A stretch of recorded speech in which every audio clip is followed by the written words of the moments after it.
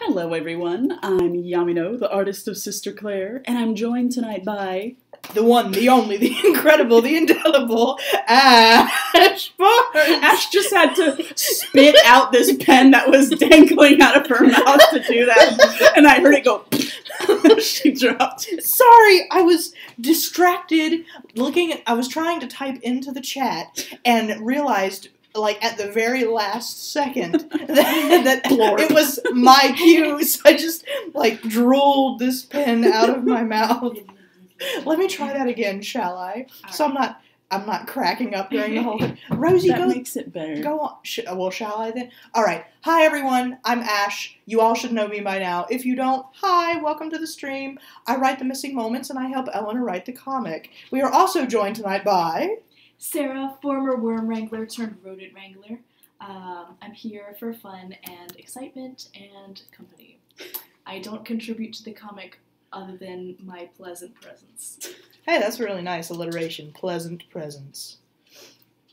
Hey, you should tell them the big news. I got a new job. No, not that big news. That's great, though. No, good job. That's not the news. I know that's not the news you meant, but I left my caterpillar job. I work with rats and mice now, and I also own rats and mice at home, and I got a mouse from the pet store, and turns out she was pregnant at the pet store, so she just had her babies yesterday, and there's tons of squirmy little pink beans, and they're very cute. They're so cute. They're very, very cute, and they're very tiny. I posted a video on Instagram. Mm-hmm. I had to turn the sound off because we were in the middle of like a conversation about, I don't know, something to do with mice genetics, and it didn't match the aesthetic I was going for. Oh, I see how it is. Seppi said, neat, bonus mice. Bonus mice, yeah. I'm currently trying to rehome them, so if anyone lives near North Carolina and is looking for some pet mice, hit me up. I've got lots of little boys. Whew. Well, that was a real fun intro. You should Google couples under umbrella. Oh yeah, that's a good, yeah. Well, I googled girls walking under umbrella, but... So while Elena is looking up source material... This is cute, but it's not good enough for this, because we won't be able to tell who's who. The umbrella could be behind them. I'm sorry, Ash, we keep interrupting. Yes. How is everybody doing tonight? Wait, Elena, go back up to that other one. What if it's just like this, except the umbrella, instead of in front of them, it's tilted mostly up and a little bit behind them? It could be, but then it's not raining, so there won't be any puddles, which ruins the whole March aesthetic. Unless they're tilting it away and they're getting rained on. It's okay, I'll keep looking. This is also cute. Matt just had a good suggestion. He said, can Azi be splashing around in puddles as a wolf for Simona's entertainment? Oh my god. Matt, you and me, we were thinking alike because I was just about to say that.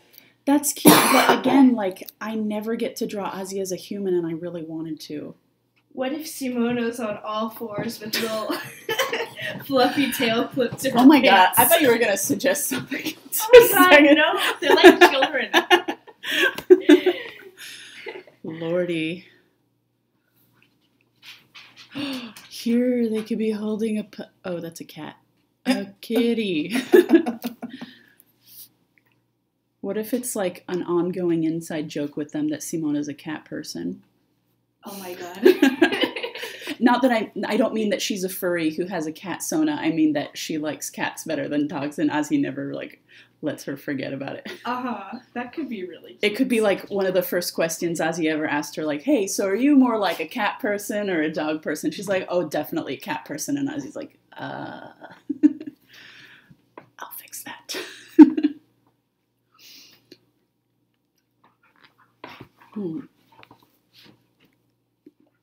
I'm not really happy with any of these.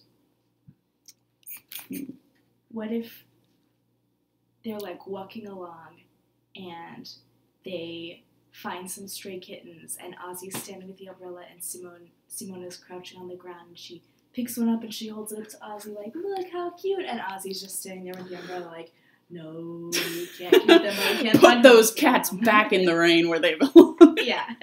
No.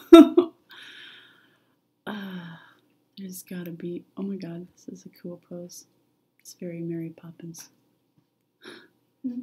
Let's take pictures like this.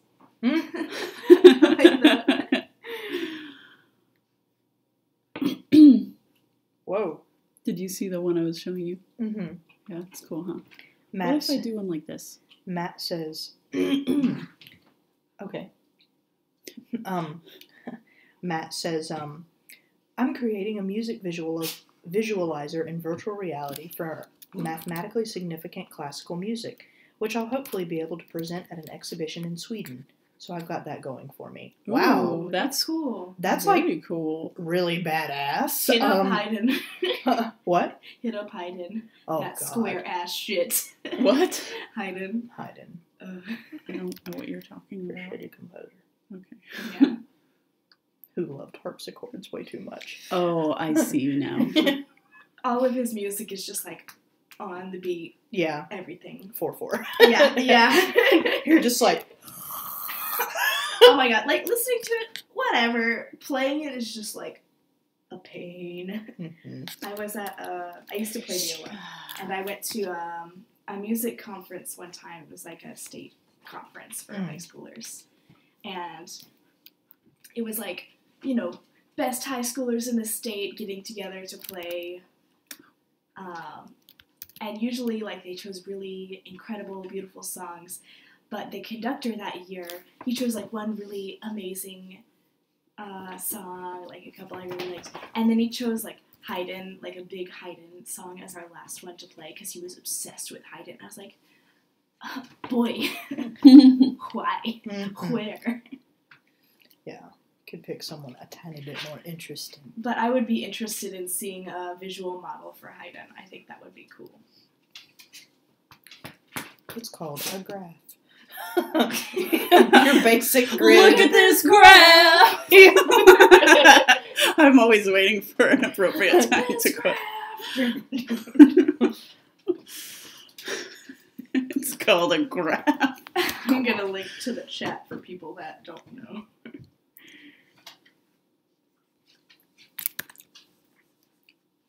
No, go on. Jeez. I think it would be cute if Simona, like everybody else in the world, was taller than Azi. And Azi has to try to stand like on her tiptoes. Yeah, Simona is much taller than Azi. Not that that's really hard. How much taller? Because like I don't want her to be like gargantuan. I mean, she doesn't have to be gargantuan. Big, beautiful, gargantuan. Sign me up. She is literally rose quartz. Yeah. Hey, Rosie girl. So good girl. Oh boy. What? How did you? Why doesn't mine have that nice gold face?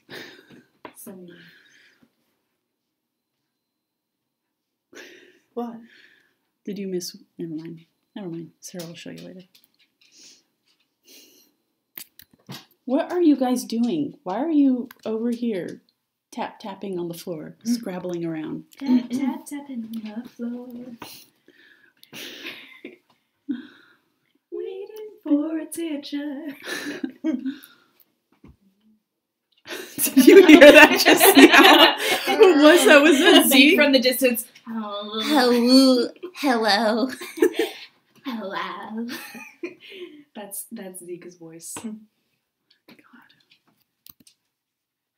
Zeke, go on. Oh, I should tell the chat because this is like relevant to Sister Claire, sort of. I had a really weird dream today when I was taking a nap that I was Rosie from Sister Claire and I was hanging out with the McElroy brothers from, what's the name of that? The Adventure Zone. Yeah, The Adventure Zone and my brother and me. And they were really mean to me. And they were not nice. They were not nice, so you guys should just stop, like... Just Stop listening to them. it. In my dream, they were cruel, but they were like, also in my dream, I was also kind of being annoying, not on purpose, but I wasn't able to control my body all the time, and I had like really bad memory, and I just remember being a very difficult person to travel with. We were like traveling through the woods, kind of like the cast is in Sister Claire. And every time something happened where I would like, I don't know, forget some really basic thing and everybody would be annoyed with me, I'd be like, yeah, but I've stopped taking my medication and that's why. It's not me. It's because of my medication. And they would be like, stop using that as an excuse. We're just going to leave you behind. I was like, you can't do that. Oh my God. I can't survive by myself. And then lightning struck and the woods were on fire. And they took our bandwagon away. And then I woke up and I was really upset. Anyway, I just wanted to share that with everybody. Oh my God. Well, Tough times. That's not odd or anything. As far as my dreams go, I feel like it was one of the more plot-heavy ones. Yeah.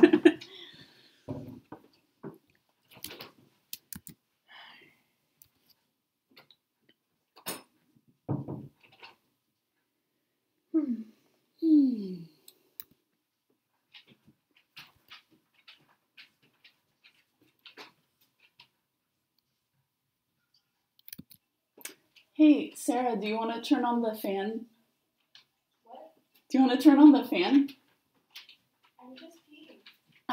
I know, I'm trying to do you a favor. Just continue. It's fine. Christ.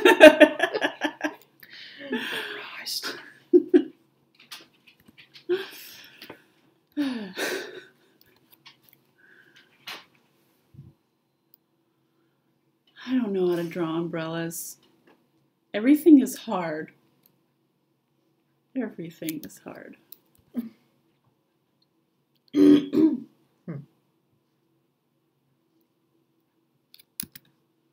necks are too long. Everything is wrong.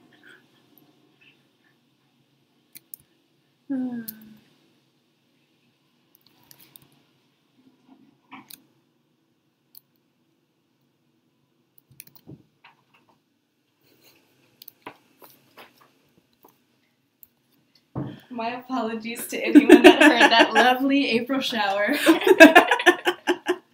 I was trying to be discreet and you're just like, what? I'm just peeing. I'm like, I know. And so does the chat now. I don't care. Everybody pee-pees. Yeah, we're professionals. So now this is becoming like a fetish live draw channel. What do you think these puddles are? It's in the theme with the live draw. Matt says, I have a question about Sister Claire. Where the heck is the cast right now? They are... What? I was gonna say, I asked Elena this exact question the other day. Oh, like, I mean geographically? Yeah, we pinpointed it on the map when we were planning with Laura. And we have a general area. But if you're talking about, like, on the current page, the civilization they have encountered, some village or other. Doesn't have a name. Matt's like, yeah, where? It might have a name, but I haven't thought about that yet. So it's not a place of incredible significance. Like, it's probably a small city. There are other cities and stuff, you know, besides like Salvation and Throne of Mare, but they would not be nearly as large. Oh, Matt, yeah, he wants to know the name of the town or city. I don't know. Pull it out your butt cheeks. ASL. What? I said ASL.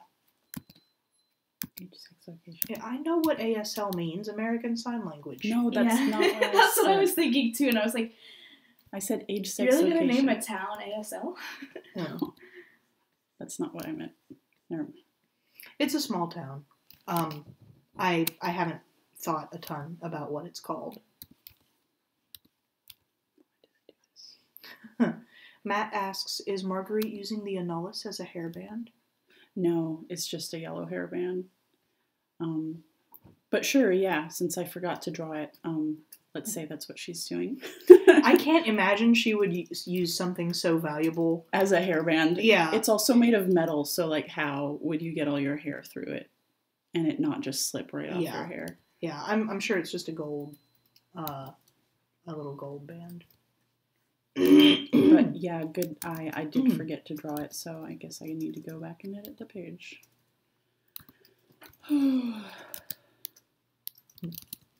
Budgie said, "Oh, did Cog tag along?" Yes. On the journey. I mean, he's been with them since they all met up together and everything. Mm-hmm. Yeah, I've shown him before. Yeah, I know.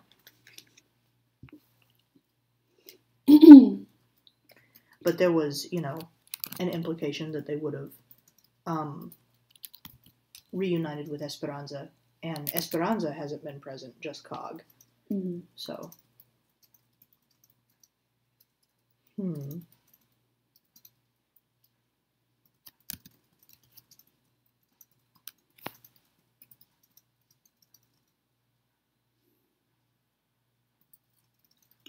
Do I want to draw the whole city in the background? No.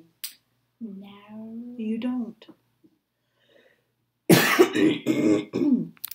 You don't want to be here all night, Eleanor. Yeah, but what am I gonna do? They could be in like a walled garden with like a pretty stone wall that has vines on it. Yeah. And they could be by an arch, like you recently drew on the page. Yeah. Something like that. Hmm. And it could have like a bench somewhere, or I'm thinking of that painting, The Swing, with all the pretty leaves and flowers. You don't have to go quite so rococo. Matt says, so many questions.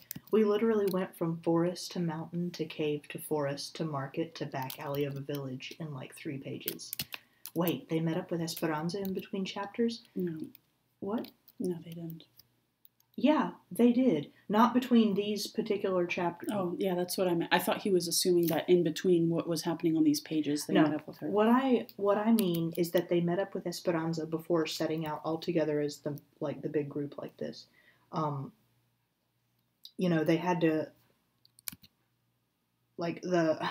we call them the outer nuns, with the exception of Oscar, went to the shattered city with Cog to get materials to make Olga's new legs. Then, presumably, they rendezvoused with Esperanza again to grab Oscar back. Then they meet up with the twins and Claire and Lupo. And Azi is, that's the scene where we get the really cute Azi-Lupo interaction. Now they've been traveling across the countryside en route to Bright Night. En route. En route. However you say that damn phrase. En route. En route. It's the same thing. Welcome to North Carolina. Yeah. Yeah. Kakalaki. Yeah.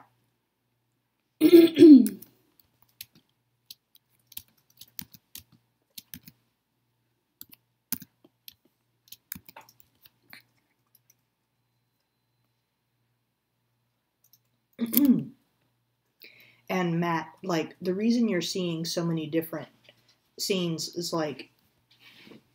have we mentioned how much time has passed yet? Not yet. Not yet. It's coming up.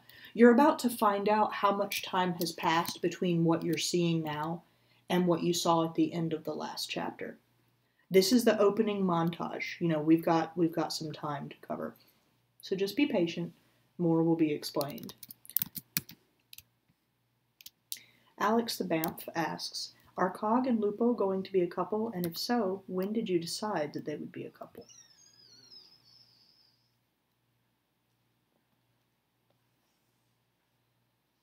Here's a question for the chat for all you Cog and Lupo shippers. Do you want to call it Cogpo or Log? God. Log. Log. Cogpo. I think Cogpo has more cute and charm, but Log brings out the laughs for sure. Kagpo is more immediately recognizable.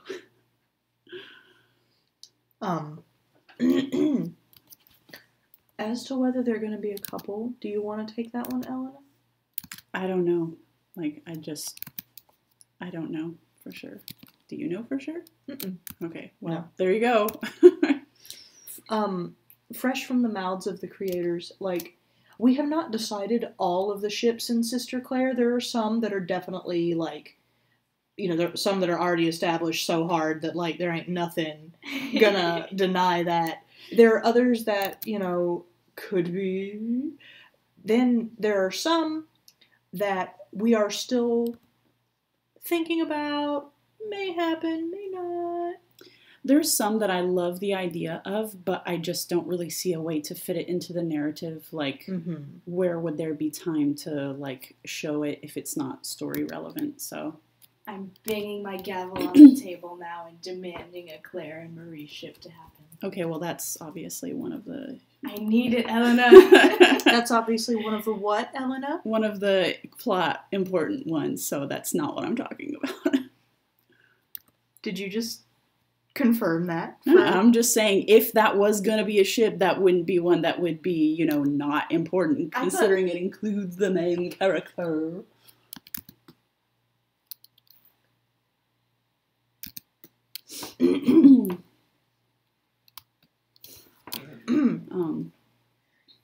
Everyone's saying, call the ship Lugga Lugga Lugga Lug. It's a reference of Redwall. Oh, really? Yeah, there's this tribe, these tribes of water shrews that like the chieftain is always called Loggalog. And so the, like, war cry of the shrews is Logga Logga Logga Logga Log. It's really cute. Okay. My firm vote is to call the ship Kagpo. And then whenever we mention it, we can excitedly say Lugga Lugga Lugga Lug. There were people who were assuming that Azi and Cog were going to be... That Rosie and Azi were going to be shipped just because of the picture of her, like, cuddling wolf Azi. Mm-hmm. And I was like, I didn't even intend that to be... That's not a romantic picture. She's, like, in an animal shape, and they're sleeping, and Rosie looks like Hand crap. it to your furries. Not only that, but Clementine cuddled a seal on the regular, okay? Like, this comic ain't the one to talk. Yeah. Like, no, but I'm sure that it wasn't, sexy times happening when she was literally a seal, Ash's smile. Okay, never mind. What? I'm reading a question. Oh, Gosh. okay. I thought you were looking at me like, Elena, stop. You're ruining what I have in canon. Like, headcanons. No. I think the wolf form is not the barrier to romance because Ozzy, like, talks and stuff in it. Yeah, but no, I don't think I so. don't think that was a romantic picture either. Rosie was rough, messy ass. I don't think that it would be disqualifying necessarily of them having a romance, but that wasn't the intention of that scene. Yeah. Seffi said, Sister Claire, the stealth furry comic. Stealth furry. And then Budgie says, it's okay to fuck monsters now. Oh my god. It's 2018, Grandpa. We eat ass now. It's 2018, Grandpa. We're all furries now. One of my friends told me 2018 started and ended the same way, with everyone wanting to fuck a fish man. Yeah. Between Shape of Water and Breath of the Wild. Oh yeah, okay.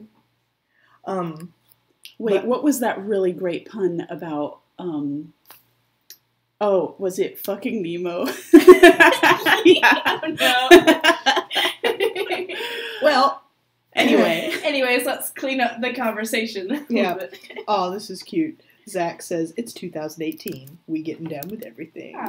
Yeah. Apathy is out. The thing is, like, no, that really wasn't meant to be a super shippy picture, but I can see why people would ship it right off the bat.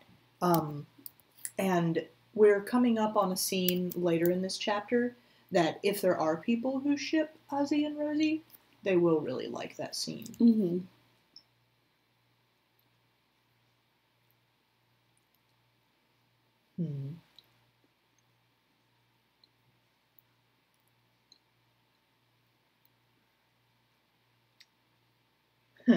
Dreaming Hero says, cuddleationship should be a thing.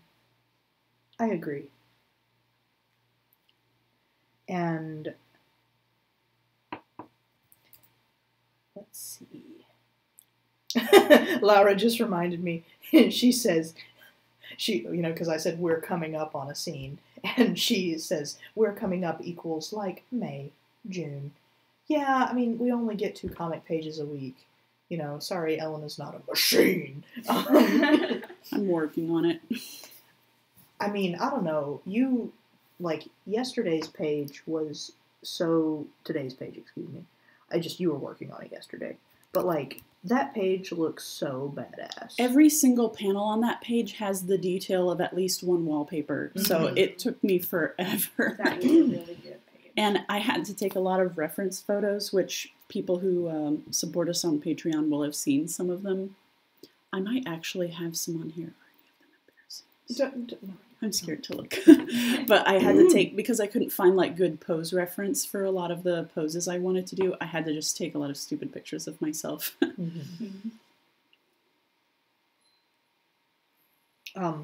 Laura had asked up a little bit, hey Elena, this could be a tricky question to answer in the middle of sketching, but remember your centaur girl? How do you draw that style as opposed to Sister Claire's style? Well, let me open a picture real quick. If I have it still on my computer, yeah, I do. So, here was a concept art that I did, which kind of shows the style of it. So, it looks simple, but it looks like I might have just done a sketch and colored it, but what I actually did was, come on. Why is Photoshop so freaking slow? I saw one of the pictures in your centaur folder as labeled centaur porn. Yep. And I was like, is that a picture or a folder? It's a picture. It's one giant wallpaper-sized picture with lots of unfinished sketches in it. I see. But anyway, so to do a picture like this, I would do oh god, it's so zoomed in. Why? Image size, make this shit bigger. Okay. So to do a picture like that, I would do some kind of crappy sketch like this of something. I don't even know what this is, but I would do the sketch and figure out where the eyes were and things, and then I would, on another layer, and imagine that the sketch under there is more detailed. This is really just a basic example. On the sketch under there, I would then draw the finished, and I say finished in quotes because it, to me, looks very unfinished, line art. So let's say these are eyes or something. And it's very different from how I do Sister Claire because a lot of the lines are broken and open, so I can't easily click and fill stuff, which is why I end up, okay, I'm making it a little too sketchy now. Oh god. I also don't use Manga Studio to do the line art, so it ends up kind of messy looking, which I guess adds to the appeal. It's sort of, when you zoom out, looks like a pencil sketch. But then under that, I have to hand fill in the colors, which I don't do. Stop! I'm trying to explain something. You guys are snorting in the background. I am not. It was me. I'll take the win. God. Sarah's the one making horrible faces. God. Just trying to make Ash smile. But under the line art, I have to hand draw the color blocks because I can't just click and fill like I do with Sister Claire. I can do things like this. Bye, Proxy. Bye, Proxy. Goodbye. Sorry the lag's so much. I think it might just be him, though. Other people aren't complaining about it. So I do the colors like that, and over time it can sometimes be pretty time consuming just because I have to hand draw the colors. But on the other hand, because I've forced myself to keep it just flat colors and no highlights except, erasing some of her hair color or something to make a highlight, that keeps it a little faster. I was gonna say, despite the difficult flatting method, it still takes you less time than your Sister Claire style, by far. But I also have never drawn one of these with a background, so that's something to keep in mind Can you too. do that staple picture? Huh? Where they kissing? Oh, stable picture. I thought you said staple. I was like, what? That's also, I heard staple, and I was like, they went to Hi, welcome Staples? to Staples. I was like, I didn't make a Staples AU of my centaur. Like, I get it. Okay. One of them works in retail, one of them works in IT. They escape their hells to be together. But I think I know why Lara was asking that, because earlier in the week she had asked, what would happen if you tried to just color one of your sketches? And I was like, it would look like garbage. It would look like garbage. It really depends what kind of sketch you're talking about. Like if you're talking about one of my basic sketches like this, yeah, I think this looks pretty trashy, but I don't do nice sketches. It's always been kind of something I'm insecure and sad about, because I know a lot of artists who do these like beautiful, really gestural sketches, and they look good right away. They look like something you could frame, and my sketches just look very bad, very bad. I think some people have the ability to really see the picture in their head before they draw it. And for me, I almost never do. The picture has to kind of be formed on the paper or on the screen, as it were. Like, I don't really see it. I have to sort of bring it out of the formless clay of my mind and just chip away at it until I actually see something recognizable. Something that I could probably fix with, practice, but who has time for that? Except for me, who has to draw every day, but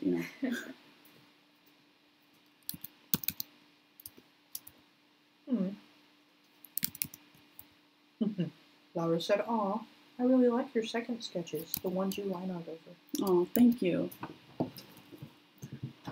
I think maybe if I did them in pencil or, like a traditional media, they might look a little more presentable to me, but because they're usually drawn with, the Photoshop version of pencil, which is like this very rough edge tool, they look super unfinished to me. When you zoom out, they're not so bad, but when you look at them up close, I think they look ugly. But I'm glad some people appreciate them anyway.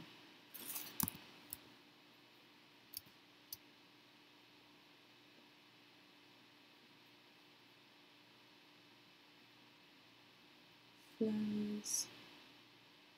Flowers. I don't know what kind of flowers. I'll figure that out later.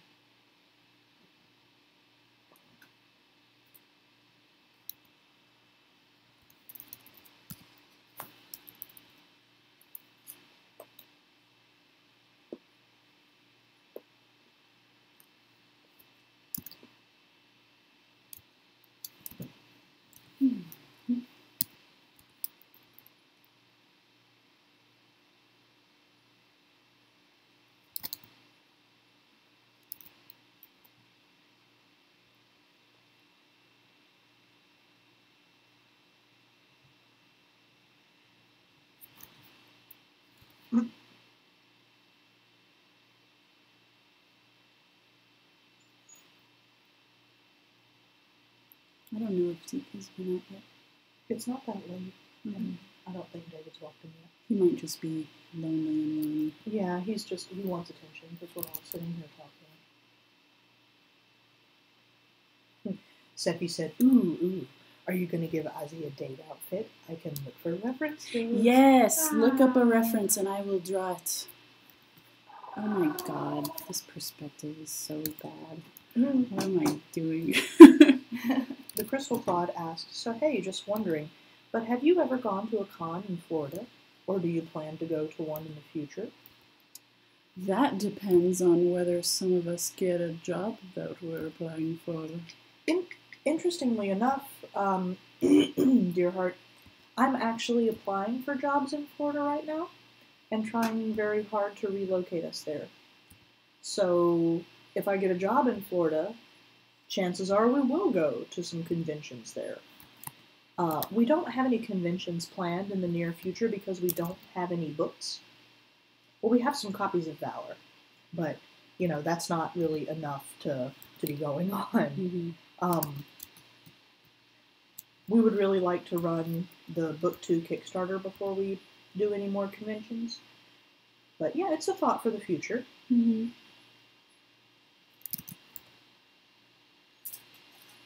I hear Zeke crying outside David's door. Oh, he's not crying outside David's door. He's on the stairs. Yeah, he's on the stairs staring at me.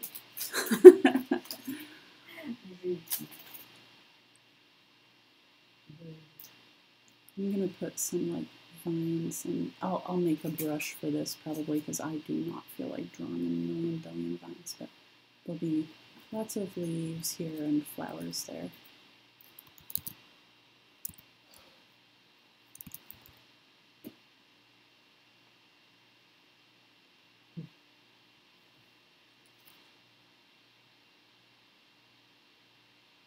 Applying for jobs is so frustrating though, y'all, because I don't have a master's degree. I do, however, have 8 years of experience in higher education administration and student affairs. And it's so irritating when you look at a job and it lists everything that you know how to do and have been doing for 8 years. And then the requirements, the minimum requirements are like a master's degree in any field. It's like, why? They're like, we don't care as long as you have one. It's like, it's just some stupid benchmark that doesn't actually count for anything. You know, someone who graduated, immediately went into a master's program and barely scraped through can get this job, but I can't. It's like, who do you think's going to do a better job, though? Ugh. It's so frustrating. This actually looks halfway decent now. Let me know when Sephi posts her idea for Ozzy's outfit. Okay, I'll let you know. Ozzy says, Ozzy, wow. She's literally here. I'm so sorry, Matt. I just substituted Ozzy for your name for some okay. reason. It's a compliment to be called Ozzy. I mean, Ozzy's cute as hell. Matt asked, hey Ash, do you have an all-time favorite sentence? Laura answered for him and said, yes, please God be the pudding tasty.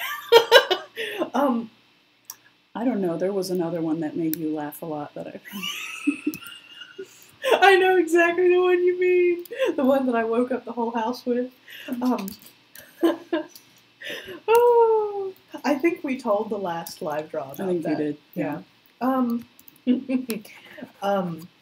There's a lot of Laura-isms that are really funny, but if we're talking about like a sentence in literature,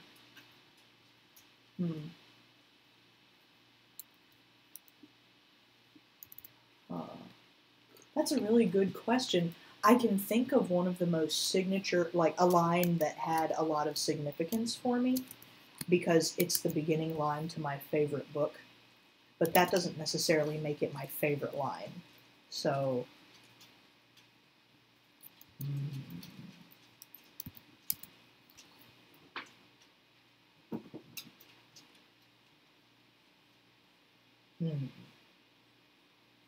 Matt says, what's the line?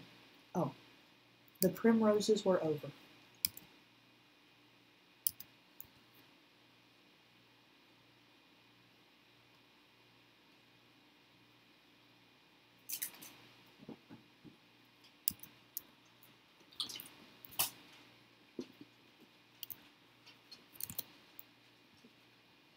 Oops.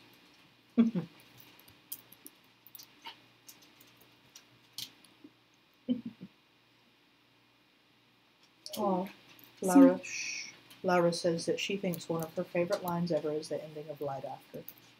Oh.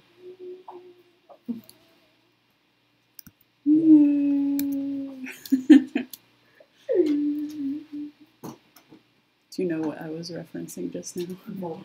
Yeah. Voldemort from the Harry Potter final movie trailers, making the scream that he never actually does in the movie, going, yeah. He does it twice in the trailer, and it's just like unused screaming from Voldemort. Voldemort.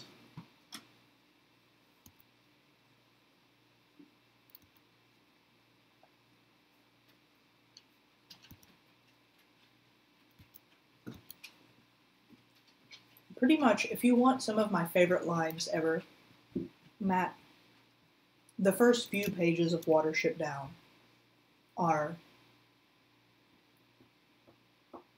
some of like my favorite lines ever written. Let me find the first page.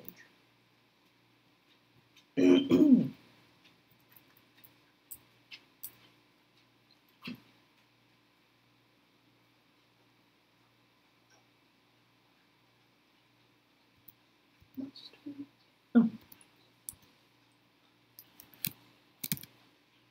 Oh God, I better not too big. Usually there's an option to see inside. Oh yeah. The thing that says, look inside. Wow. Oh, shit. Oh, the proportions are so wrong. What have I done? This is why it's hard to draw like really zoomed in. Because then you pull out and you're like, whoa. Oh, there's Sugar Cube.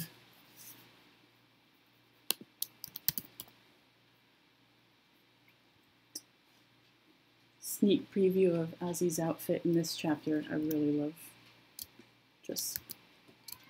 And I like how it looks in her wolf form too. What is going on over there?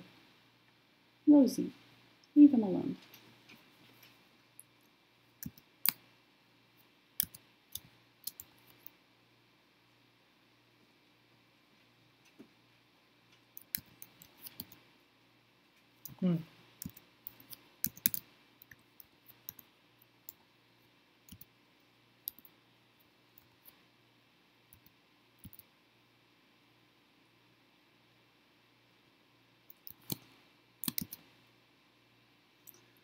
Azi looks so much older than her age. Unlike literally everybody else in this comic.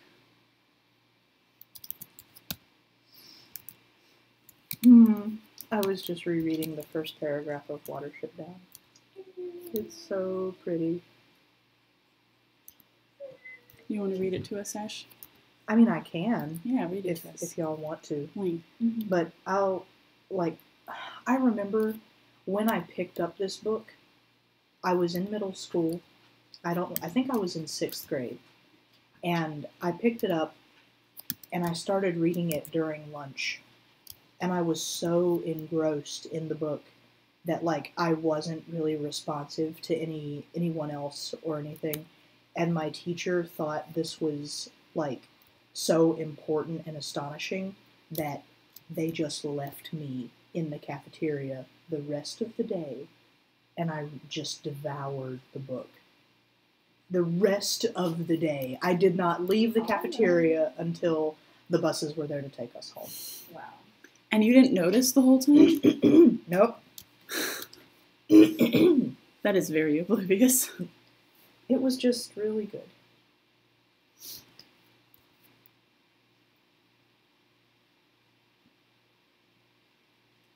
That is a really cool teacher who let you do that. Yeah, she was a good teacher. Happy Sketch asks, how old is Azi by this point of the comic? Azi is 17. Budgie asks, you were left alone in an empty cafeteria? Yeah, I mean, I'm sure that there were like lunch ladies and stuff wandering around, but like all the classes left. I'm sure she assigned someone to look after me. I just wasn't particularly aware of them.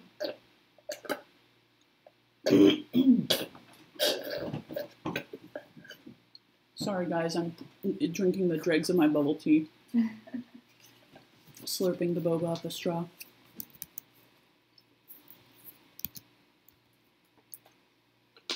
It is a wonderful book, yes.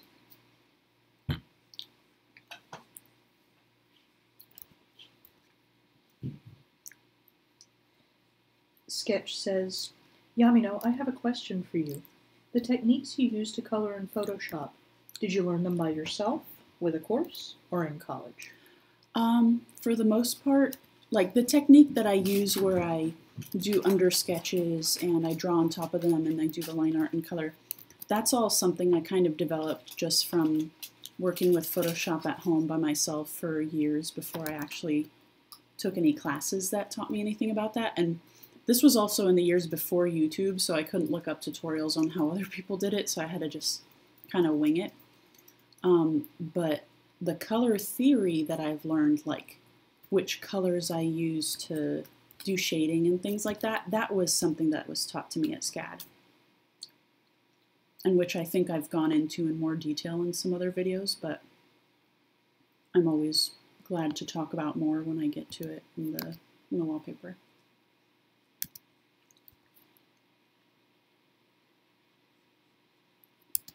It also comes from when I used to do, what were they called? Paint chats, oekaki chats, which are kind of a thing of the past now, but there would be a lot of people all in one chat room that had like kind of a digital whiteboard that you could draw on, and you could make layers, and I would see how other people drew on there, and I would see them draw like an underlayer sketch and then draw on top of it and then delete the sketch, and it looked really nice and clean.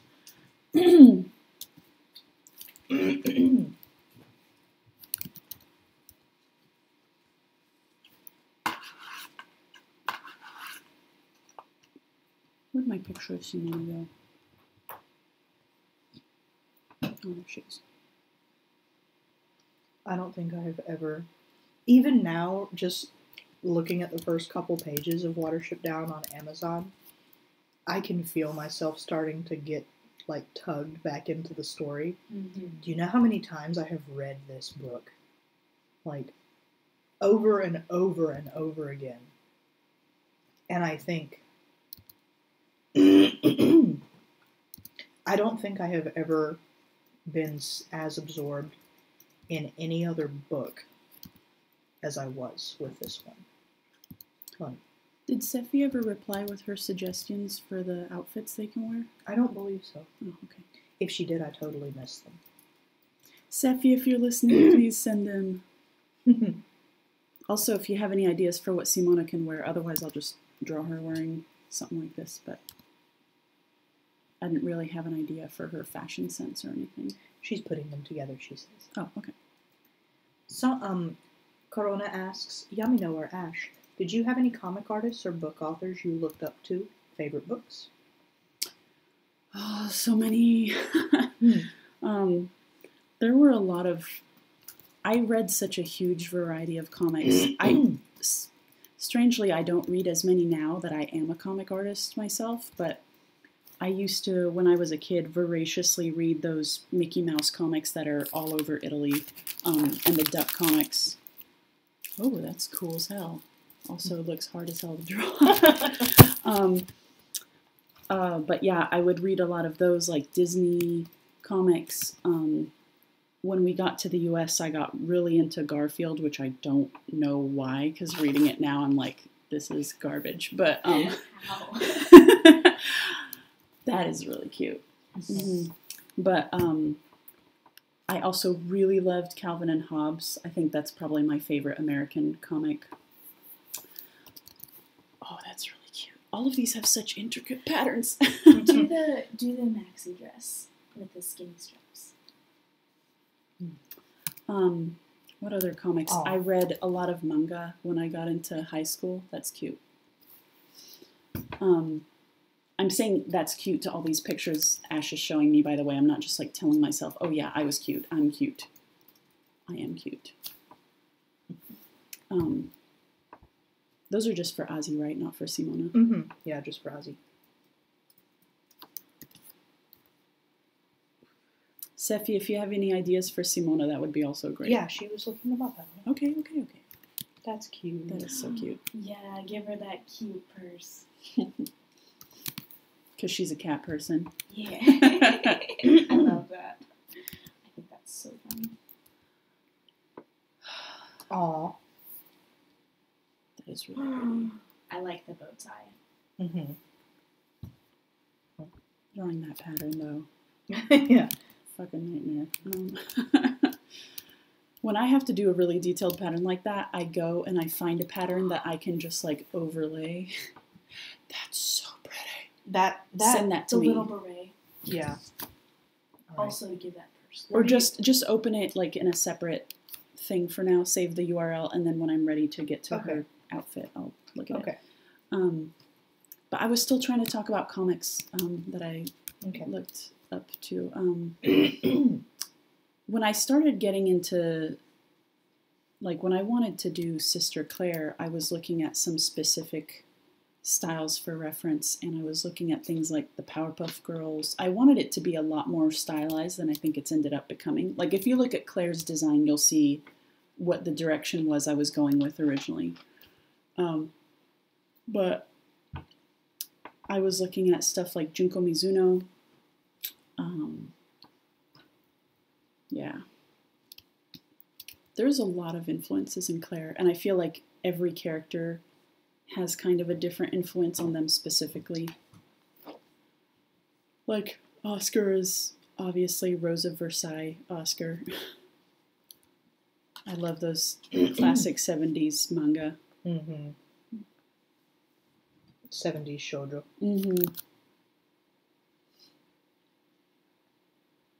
That was the time when shoujo was like, the symbolism that's now commonly used almost as a parody was being used non-ironically because it was being invented as they were doing it. Like rose petals flying everywhere and like literal sparks of lightning coming out of people when they were stressed, and it wasn't a joke. It was supposed to kind of mimic like a stage play, like the lighting that you would see.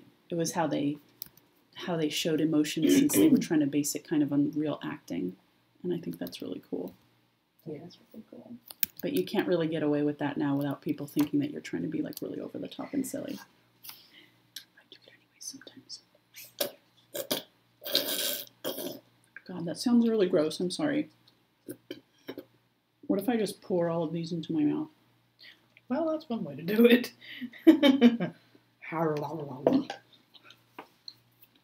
That's too much boba. Don't spit it out. Mm. Don't be gross.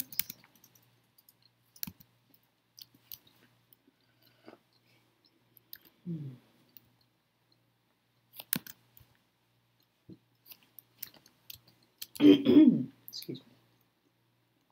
I don't know why it is that so many new readers, whenever they get to the part about Azi lamenting having to leave her girlfriend behind when she ran away, I can always tell when a straight person is reading the comic because at that specific page they always go, why is everybody a lesbian? And it's like, somehow it was fine up until, like, Azi is like, I had to leave my girlfriend behind. And they're like, why is she also a lesbian?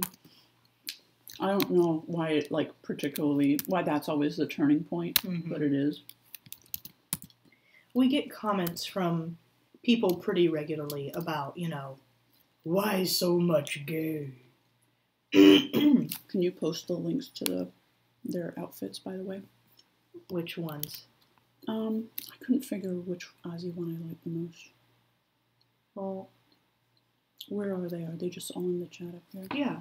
Yeah, so have a look at them. I need like a list. They're all right there next, like, in a list, like you wanted. Okay, there's the one I really like personally.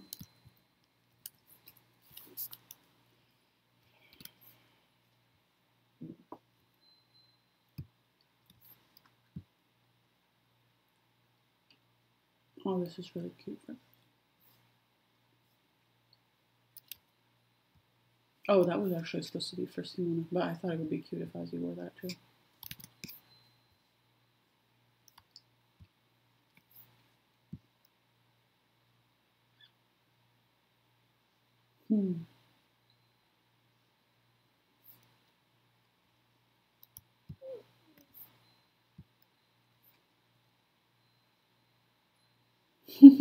Honestly, the most Azi outfit of all of them, although this is more like her casual wear if she wasn't, going on a date and really trying to impress somebody.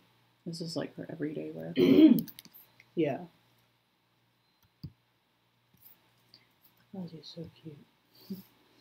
Azi seems like the type of character who would be like, oh, I'm going on a date. I guess I should dress like a girl for once.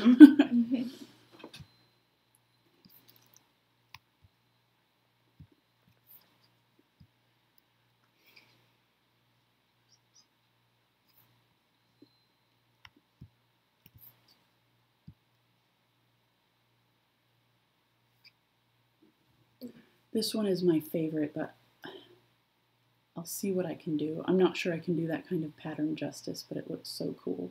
I'm also not sure it's going to really look as nice from the side.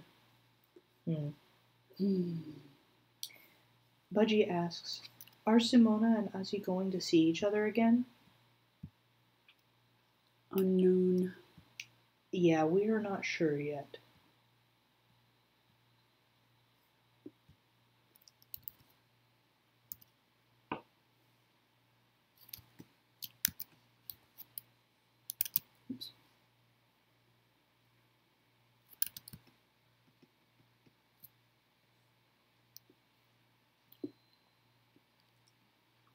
Because it was, I mean, I'm assuming probably the first relationship either of them had.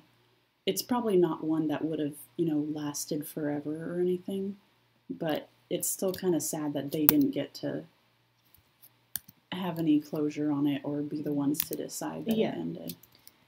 And in this kind of world, too, like, even though it was a relationship that started young, it may have, like, been something that was long-lasting. Because, I mean, considering that Azi's family moved to the city in an effort for more stability. So, like, they really were not intending to leave. That's what they've been looking for a really long time. And Simona's family also wasn't intending to relocate. And they really did care about each other. And in a world where moving around is so perilous, like, it's not like, moving from Atlanta to Cincinnati or something where you're going to be able to find a similar dating pool. Like, I feel like relationships and longevity might be perceived a little bit differently in this world.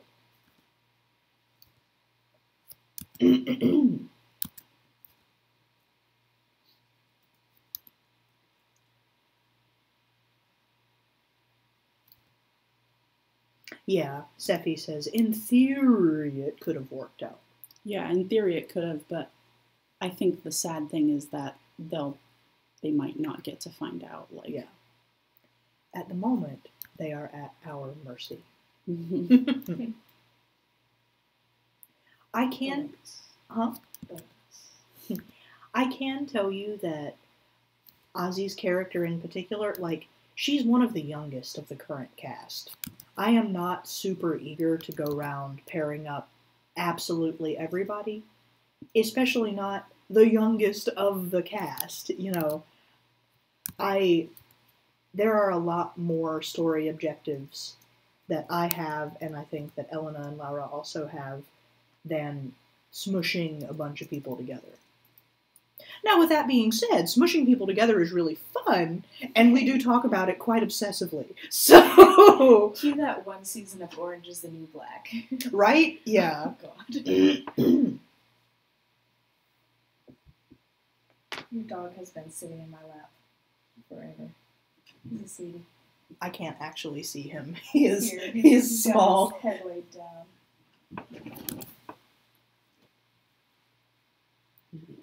He's wiggling his tail. I think because Azi has such, like, incredibly stark, high cheekbones, it gives her a much older look. Yeah. I think She's that like should the be sister canon, in too. Black Panther. Mhm. Is it Shooty? Shooty? Yeah. Yeah. Yeah, when I saw her in the movie, and I had heard people say she's supposed to be, like, 15, I was like, she's not 15. I thought, who was it? Mbaku was joking when he said that. Or was it? Mbaku. Did anybody mention it? Someone was like, you've let your technology be in the hands of a 15-year-old. Mm-hmm. Oh, I And didn't. I was like, that's a joke. She's got to be like 24 and he's just calling her 15. No, she's actually supposed to be 15, but she doesn't. Yeah, Ozzy's kind of like that. Like, you look at her and you're like, 25. And she's like, no. Actually, that's a common misconception. I'm just really Italian. I'm going to try to draw her in this outfit, and if it doesn't work out, I'll pick a different one.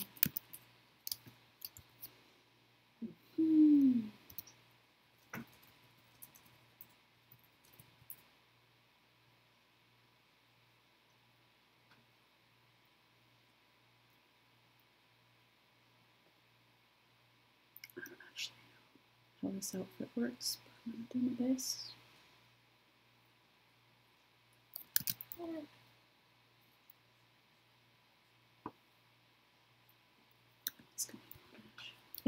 There's Sarah sent me a link to some cute ones. It's in Mississippi. Oh. There's quite a few Road trip. Mississippi breeders that breed Herefords. Just FYI. Sarah and Ash have been geeking out about mouse breeding today. There's also a show in Georgia in July. Early July. Georgia's not far. Georgia. There's two things in the chat I want to address.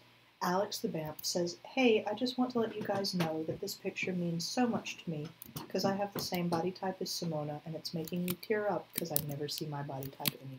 Aww. Oh, I'm really glad. Not that you don't see your body type everywhere, but I'm glad the picture is good.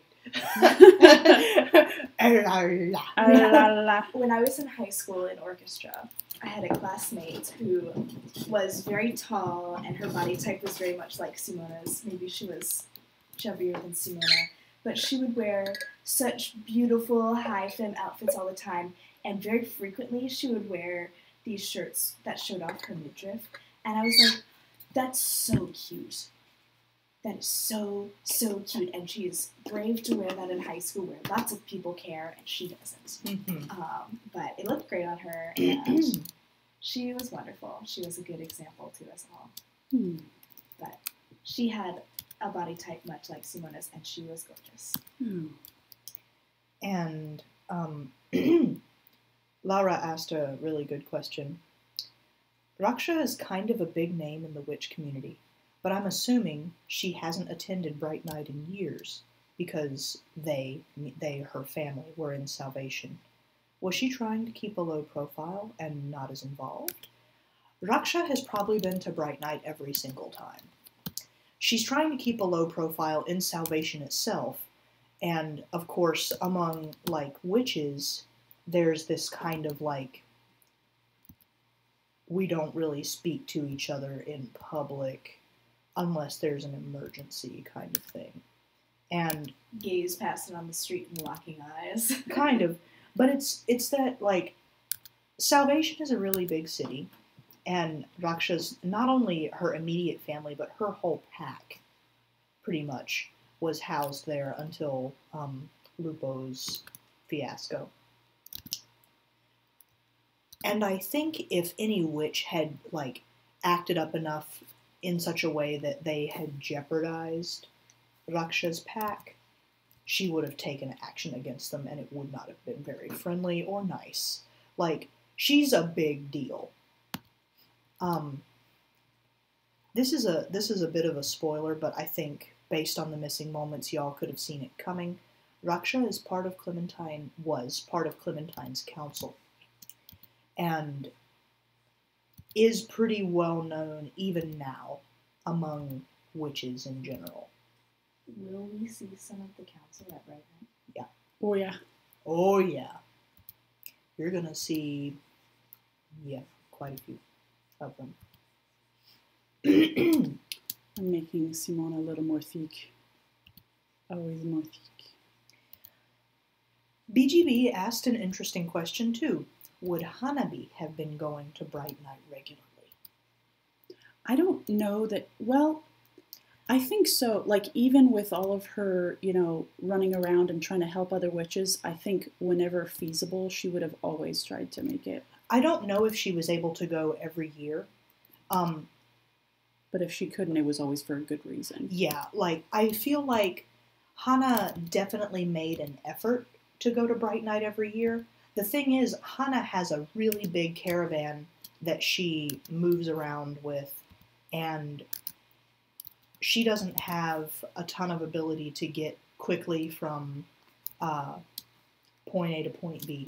She would never leave a bunch of refugees to like fend for themselves while she went to this thing. Yeah. Like, she would only go if she could take them all with her. Mm-hmm. That is a really good question.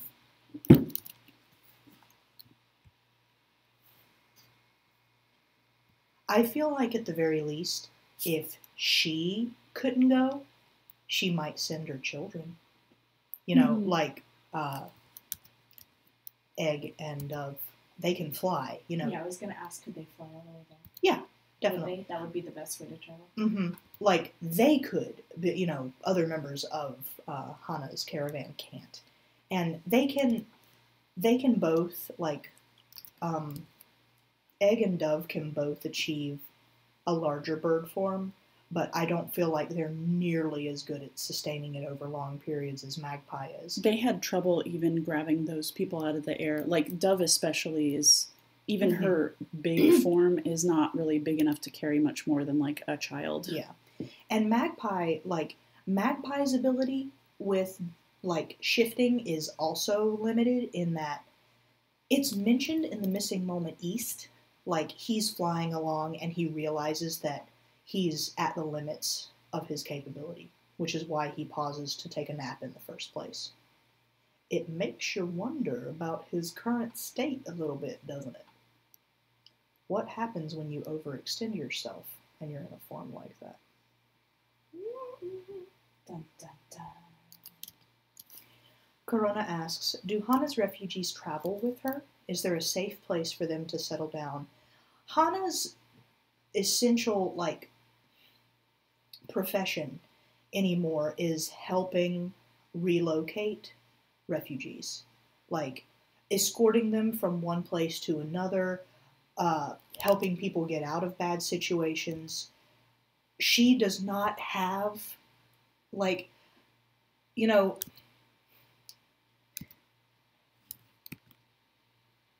she doesn't have a place like Eden, like Clementine did. You know, she can't just take a bunch of people to this secret place, or in Clementine's case, it wasn't secret, but she can't take people to this sanctuary and then be like, here, you're liberated now, you're free, you can live as you wish. She doesn't have that kind of capability. But she is prominent enough doing what she does that she has gained a name, just like Clementine did. You know, Clementine was known as the Bright One. Hana's name is the Light. Hence the name of the first chapter in the book, Sees the Light. Didn't know that. Yeah. Didn't remember. It's in the chapter title, and Abraham calls her that, mockingly, you know. But what Hana tries to do, she tries to relocate refugees, she tries to find safe places for them, and she does keep them safe until such a thing happens. And some of these people have been with her for years, and it's just kind of accepted that, you know, she is their family now. Like that, they are with her.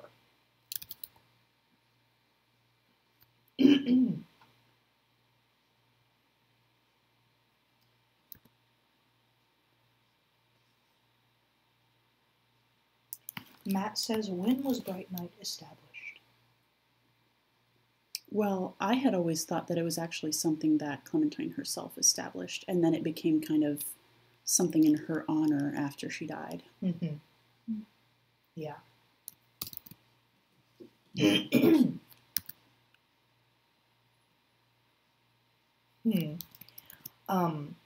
In reference to Magpie being at his limit in the Missing Moment East, Matt asks, was that just exhaustion of the body or magical exhaustion, or is there a difference? There is a difference. That was magical exhaustion. And on that note, I am done sketching, so I'm going to move on to the inking. Yay, good job. It's really cute. Thank you. Riggy asks an interesting question. Are there reverse animal witches, as in, are there animals that somehow have excess magic and learn to turn into people? Selkies. I have a different thought for the origin of Selkies. That was, though, my first thought, Elena. But, like, they weren't just seals who suddenly became people. Like, I have a different thought for the origin of Selkies that I don't know if we'll ever get into. Do you want to get into it right now? No. I haven't given it enough thought that I feel comfortable just blabbering about it in front of an audience and it's also being recorded. So, and this audience pays attention. Yes, it does. This audience will come back at me with receipts, that are... Sorry, Ash, but you said this 3 years ago, and I'm going to hold you to it. Yeah, it's like, I find it very, both charming and anxiety-inducing that, like, this is all being lovingly recorded and later transcribed, probably, and I'll just be like, Arr! Matt says, leans in close. Jesus. Jeebus. And Brother Nerd also said, now I'm starting to wonder if Magpie's situation is something akin to what happened with Tobias in Animorphs. You mean the Nothlit situation? I was just gonna say, you have some Animorph nerds at this table. Ellen, you didn't read them. Yes, I did. Did you? Of course I did. I thought you told me. I lived in the 90s. I did not. I never finished them. Like, okay. I got like 90% through, but I think I missed like the last 3 or 4 books. Oh, they're horrible and sad. That's probably why I missed them. I think I read a spoiler about them somewhere, or somebody told me, and I was like, well, screw that, and so I just stopped reading. I've read a bunch of, like, okay. Actually, I don't feel bad admitting this at all. What am I saying? So, I have read some really good Fix-It fanfic of how, like, in my opinion, and so many other people shared this opinion, of how it should have ended. And I'm like, okay, K.A. Applegate, you had the chance. Why? When I read her, like, explanation for why she did it, though, I thought it made a lot of sense. Like, basically she was saying, when she replied to people asking, why did you, spoiler alert, if you haven't read it yet, she kills everybody. Like, all the kids die horribly. But she explains afterward, like, it's because it was a war. What do you expect? Like, I don't want to teach kids that you can just, jump headlong into a war, even if you're fighting for the right cause and everything's going to be fine afterward. Like, war has its toll. I know that, but she also, like, that's fine if you don't also introduce concepts like the Elemist and the Kryak, okay? Which are these all-powerful, godlike beings that can alter the universe like that. And it's like, listen, bitch, okay? It's like, listen, you don't get to have that and then try to give this war story moral about how everything sucks and everyone dies. Not when you also have this, like, overarching theme of gods playing with lives and universes like little marbles. Just suck it, It's like, you can't have both and then expect one to be taken at face value. That made me really angry, even as a lot younger person reading this. And I understand the whole war is hell. She tortured these children book after book after book in vivid, grisly detail. Like, their limbs were routinely ripped off, and the pain was, like, described extensively. Wait, is this in the last books? No, this is almost every book. Yeah, like, I'm remembering the one where they turn into ants. Yeah. That was fucked up. Yeah, like, and then they're literally, like, as ants, they go into, like, a different, like, ant hive, colony. Yeah, and like the ants recognize that they're from a different colony, and they just start dismembering them, and they have like human consciousness while they're being ripped to pieces, and they have to try really quickly to de-transform back into people before they're just like shredded. Or like, how about the one where they all turn into dolphins, and one of them gets like their tail ripped off? Yeah. In the middle of the ocean? Come on! Like, the books are very like gory and grisly, and this happens over and over and over again. And then at the very end, after all this is someone who needed to learn how to write a story, okay? After you torment your character, you either give them a good death or you give them a good ending. People don't read stories to be dissatisfied at the end. We have reality for that. Like, I picked up this series. It wasn't until middle school that I picked up this series, and at the time that I read it, I read a little bit of the first book, and I didn't end up finishing it because I felt like the writing level wasn't engaging to me anymore. I felt like I had missed the boat to read it. But now you're telling me it's like super gory. I wouldn't have wanted to read that as an elementary schooler. It really got, like, I think when she realized that it was taking off, I think she thought, oh, now I can really push the envelope, you know. What I thought was interesting, though, speaking of, like, the gory elements, was that she had Rachel, one of the two girls on the team, be the one who was, like, the most obsessed with fighting. And, like, I remember a conversation that she has, maybe with Tobias, but there's a point where she, like, confesses and she feels, like, really gross and guilty about it, but she's like, I actually really enjoy fighting, and I think I almost like hurting other people when I feel like they've done horrible things, and, like, that's my favorite part. And I thought that it was really interesting that she had a female character who was allowed to be, like, kind of a, you know, bloodthirsty person. Mm-hmm.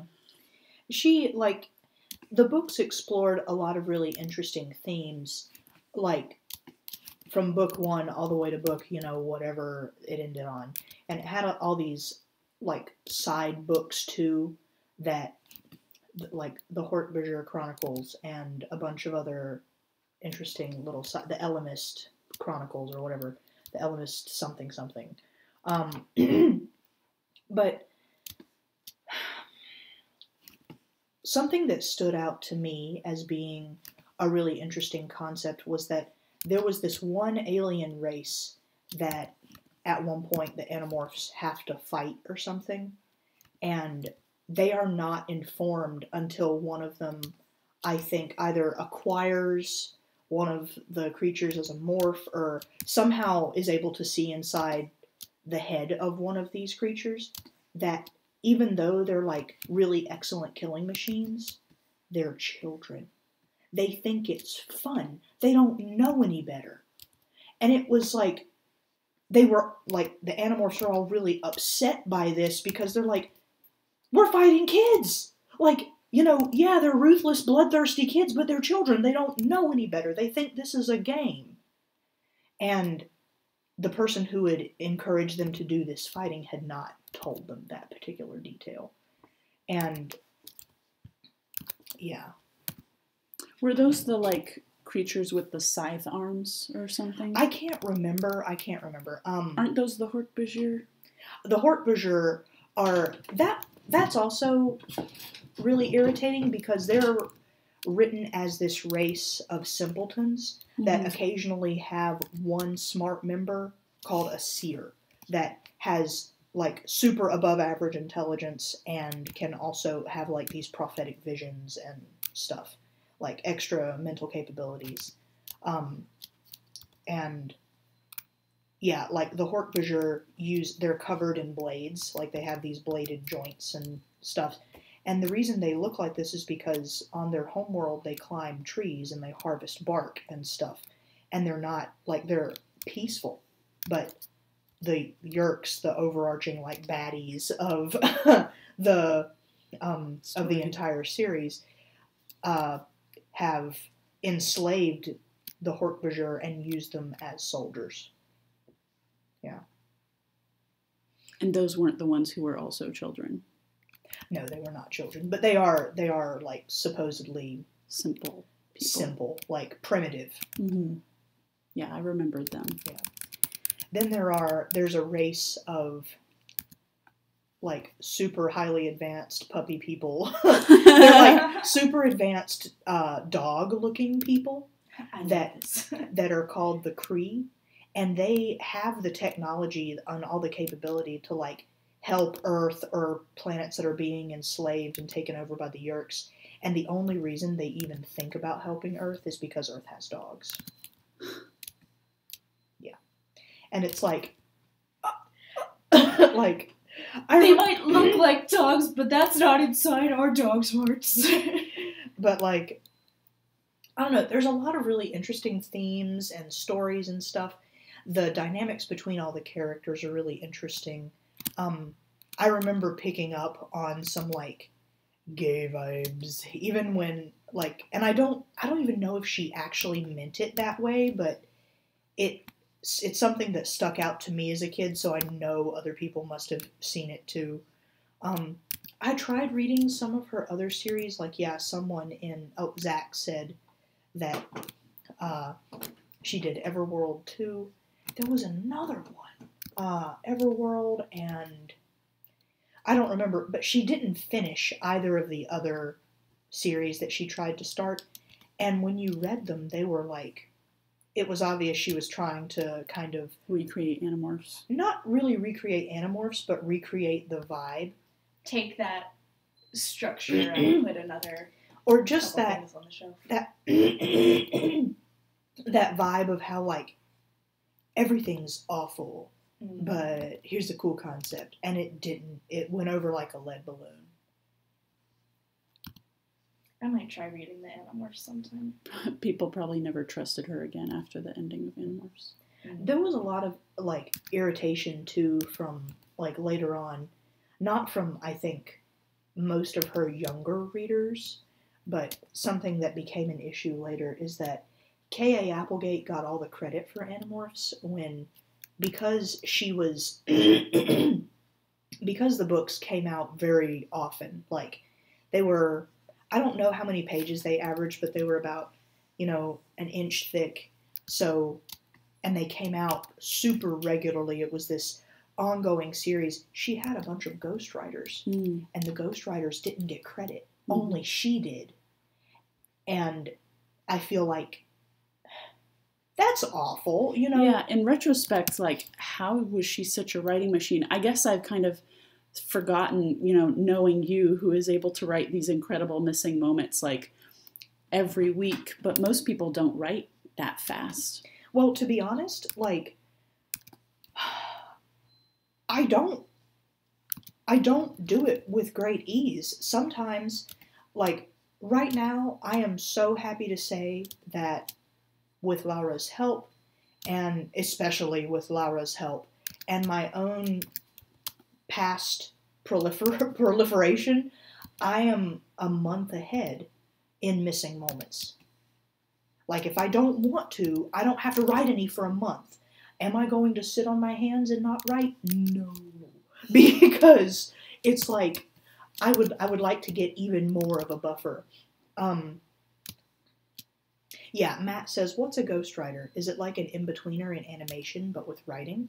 Yeah, it's someone who is given a skeleton of a plot, analyzes the writing that has come before it, and is meant to write the story replicating the original author's style. Sometimes it's even more than that, though. Sometimes a ghostwriter, like, literally just writes the entire thing. Yeah. Like, a lot of autobiographies are like that. Like, somebody will give the writer a bunch of info, and it'll be like, a book by Donald Trump. But actually, it's like, he probably gave him a bullet point list, and somebody else wrote the whole thing, but it still goes under his name. Mm-hmm. Yeah. Because I know he can't read. Or write. Yeah. But the thing about the missing moments, though, and being seen as this very prolific writer, is I feel like if I'm in the right mood, I can churn out quite a long story in a short amount of time. Sometimes if I'm like really into a certain live write, I can go on and on and on, and then when I finish, I'm like, wow, 12 pages later, and it's like, whoa, shit, nice. But other times, everyone will watch me struggle for 4 hours to get like 2 pages, and the writing's not even that good, you know. It really helps that, in my case, I'm having to turn out original content, but I have this greater story to work within. The characters are all, not all, but like many of them are already fairly established. I have 2 people with whom I can discuss the canon. So I don't have to come up with everything by myself. I've got a lot of help. I just got to make it sound good. And you're good at doing that. Well, thank you. Very talented.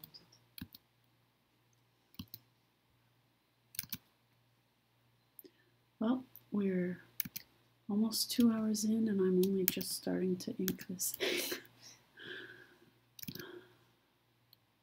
See, this is why we tried to keep you from doing the whole city. Yeah, well, now I'm doing a whole garden, so. Better than the city. Maybe. I didn't know you were going to do a whole brick wall in perspective. Yeah, because I hate myself. Yeah, in the chat, some people are defending ghostwriting. Yeah, I didn't mean to convey that it's always bad.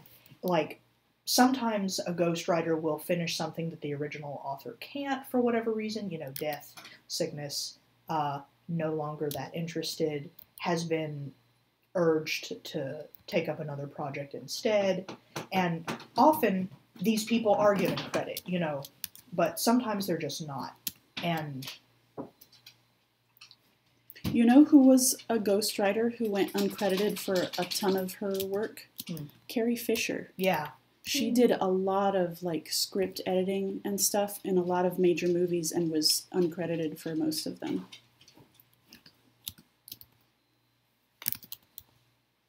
Oh, I'm sorry. Did I not finish answering Ricky's question? What was the question? I've been blabbering for so long that I done forgot about it. Oh, Riggy was asking about reverse animal selkies and like, so besides selkies, are there any animals that had enough excess magic to turn into people? I can think of one particular example. That's not really an animal, though. That's more like a being that can turn into an animal and not the other way around. And not even like a human being, but like a spirit. Yeah, like that takes on a certain form. Yeah. Yeah, Sephi said the kitsune. Sephi, you're so smart. Sephi, stop. Sephi, stop being so brilliant. Sephi. God. Your fans pay attention. Yeah, they do. And I'm very grateful. Good job, fans. Pats everyone on the head. See, hush. You've just been, like, cradled in someone's lap for an hour. Yeah, I was just holding you for like. My legs are numb from your tiny body, Zeke. Yeah, the kitsune is a creature that has enough magic that it, you know, it can assume a human-ish form. But that's not quite... That's also... Have I said this before? Is it a spoiler? I'm going to shut up. Let's see. I started to split some hairs there, and maybe they are not ready to be split. Let me think. Honestly, I can think of something else that turns into a human shape. oh, that's different though. Like, Which one? there are certain Grim. Oh, there are certain purified or mostly purified shards that can assume a human-ish shape. Sarah was mouthing something, and I thought she said crab. And I was like, what? Crab. I'm so bad at reading lips. I'm really glad I'm not deaf, because I would suck at it. You want to know the funniest thing that happened while I was in New York with Laura? Okay, so I lost my hearing on the plane going to New York. And when we got to the airport there, Laura, like, I'm usually pretty okay at reading lips. And, like, Laura enunciates, so it's pretty easy for me to read hers. But at one point, she was trying to say, "Kefon." From One Day at a Time, Yeah. for those of you who are unfamiliar with Lydia's catchphrase. And I thought what she was saying, very emphatically, was chicken. Chicken! And I just... Chicken. We were going down an escalator, and she said that, and I saw her mouth move, and I was like, chicken, in this very firm voice, like, yes, chicken. We'll get you chicken. You know, I thought she just suddenly had a craving for chicken, and she was like crying with laughter.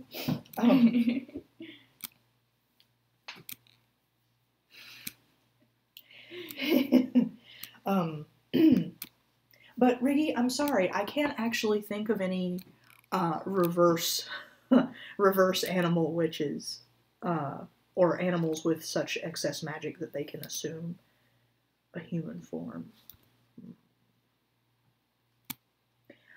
I can tell you that I'm sure there are people. See, I'm sure there are People like those who could be petting me right now. Yeah. Gonna go to hell.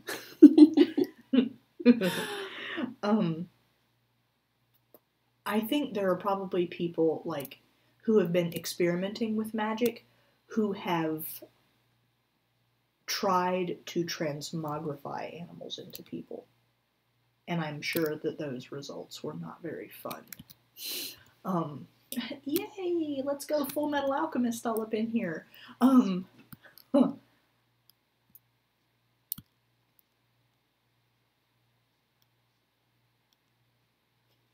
Laura wrote, Ash turning to me solemnly, staring deep into my eyes. Chicken. I can imagine exactly the expression you were making when you said it too, like... Yes.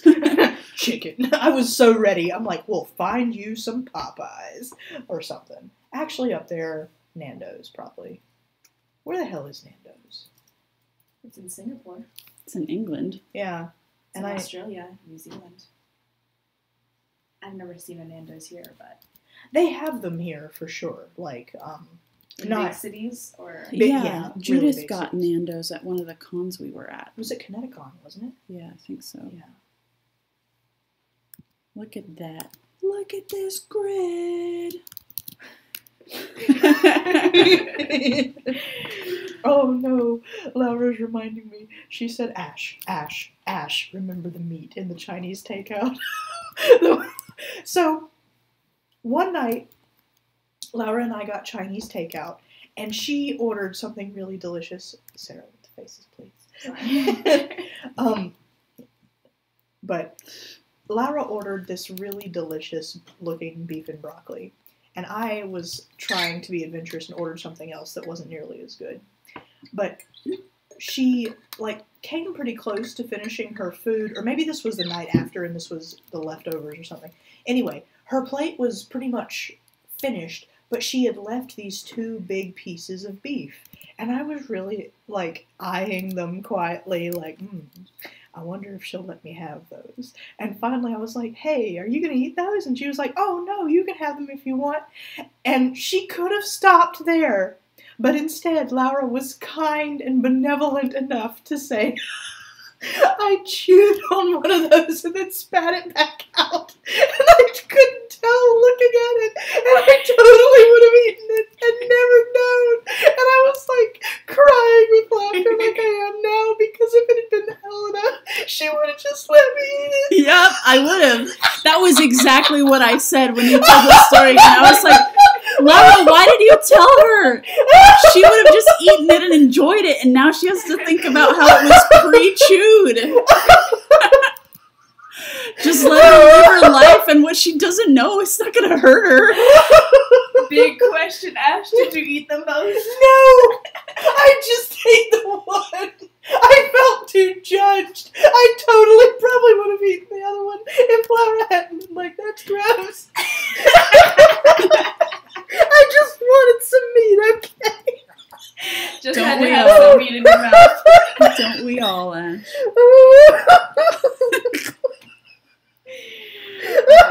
Jesus. Ash is a cutie pie. I love it when you laugh like that.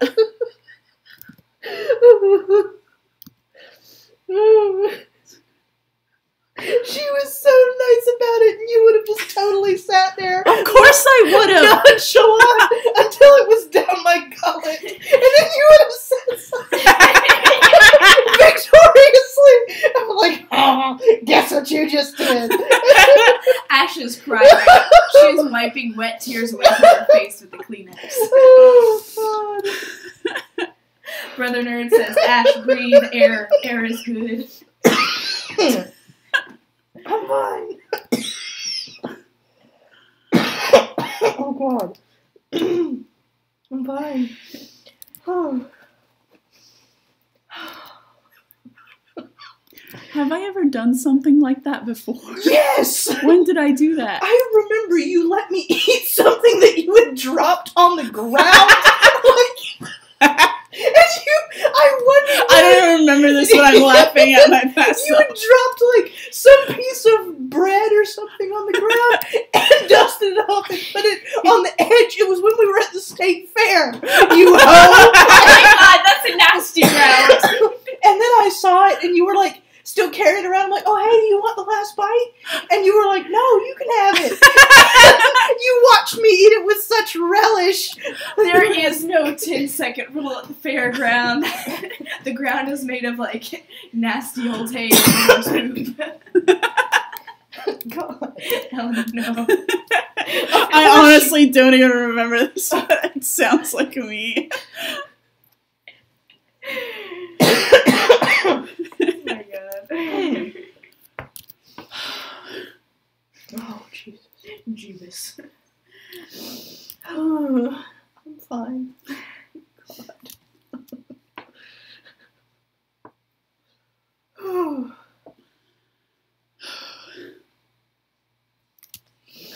Oh.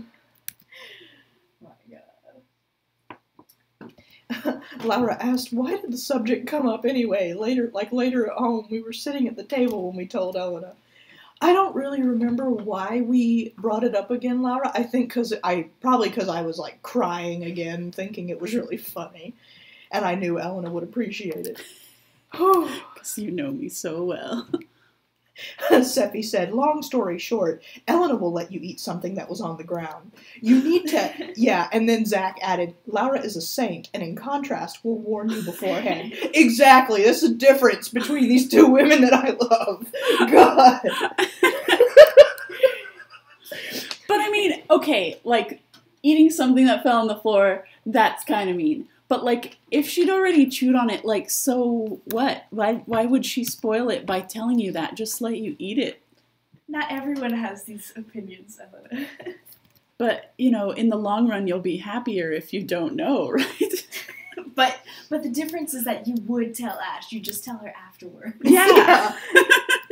When just to make sure I eat it. You wouldn't choose that route because it would make Ash happy. You would choose it because it would make you happy. Yeah.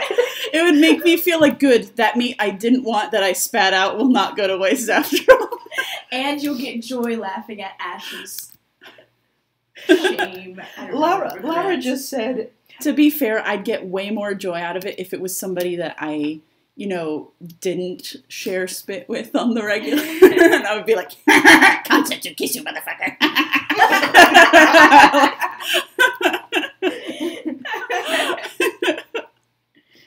God. Laura's trying to defend herself. She said, I didn't think it was gross if she ate the meat I had already chewed. I just thought I'd give her a heads up. Also, I had spat it out because it was really fatty. I was trying to warn her of the fat. Sure.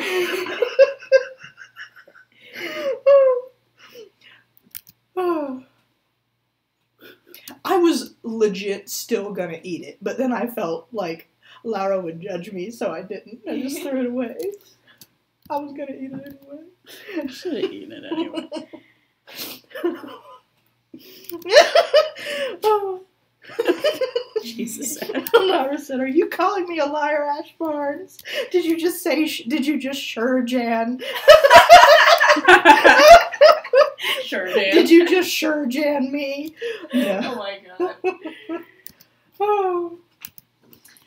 Winkle, when she begs for pets, she'll sniff my hand first. And if it smells like Rosie, she'll give me this ugly look and she won't let me pet her.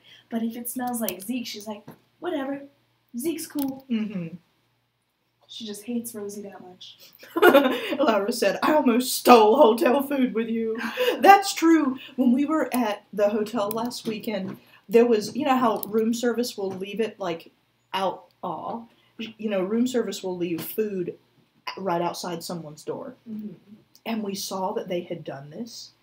And both of us were like so tempted to just go grab it and run away. Because who's going to know? Like, nobody. The people who ordered the food will know. Well, yeah, but sad. they won't know it was us, is what I mean. Okay, who's the bad person now? Well, the thing is, we didn't do it because we were on our way out to eat. So we're like, See, that's something I would never do because knowing me, I would go up to like think about grabbing the food and then the person would open the door and my hands would be on it and I'd be like, room service. Obviously not a bellhop. yeah. All this talk of food is making me. I have some more chocolate in the fridge if you want it, Sarah. I have my leftovers from the other night. I'm gonna warm up. Oh, okay. I haven't had dinner yet. Oh, yeah. I forgot. I was too excited looking at the baby mice. Sarah, no. I know. I feel like I'm playing Tetris with these random... God, there's going to be like vines all over it anyway. Why am I bothering with this? Because you're I don't you. know why you are. Yeah, everyone in the chat is talking about cameras and stuff. And I don't think that they're going to check the cameras for some stolen, probably mediocre chicken on a plastic plate, okay? It's just a thought. But maybe, then again, maybe they don't have anything damn better to do. You know, that's an exciting night for the security guard, Ash. True.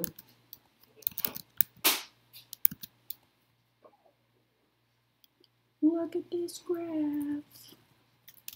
Why is that in my head? You've been singing Look that at for this like graph. the past 4 or 5 days. I know, why? Everyone else is hungry, and they're all going to get food. Look what you've done, Ash. And Look what you've done. Can you text David and ask him to walk? See? Yeah.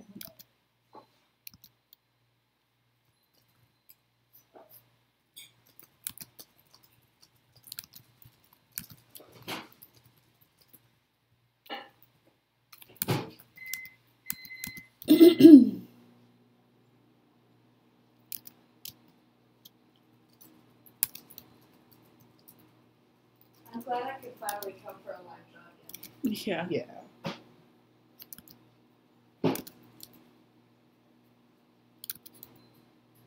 It's always a good time. Whoa, oh, oh, oh, oh.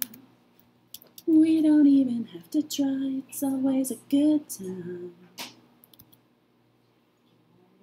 Good night. I wake up at twilight. It's gonna be alright. We don't even have to try. It's always a good time. Okay. That's the choir in the background. Or the children screaming, whatever you call it. You should, I did. okay.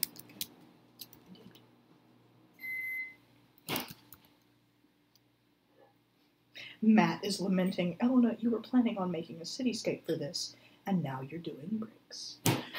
I know. Matt, she can't make anything easy. Elena, why? Elena, why? Elena. どうしてなぜ Perché? Okay. Per chi? Per me.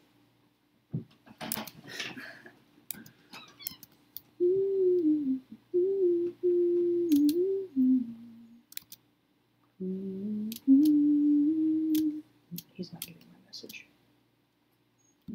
I can go. Yeah, somebody go tap on his door. Tap, tap, tap it.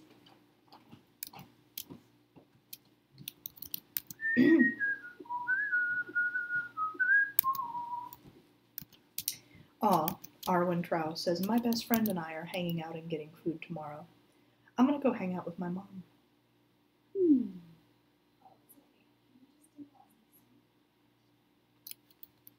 Do I have a bite here? I don't see anything. Itchy. You know, I have been getting some bug bites lately, like on my leg. Bumps. Bug bites. Bug bites. Oh, 'tis the season.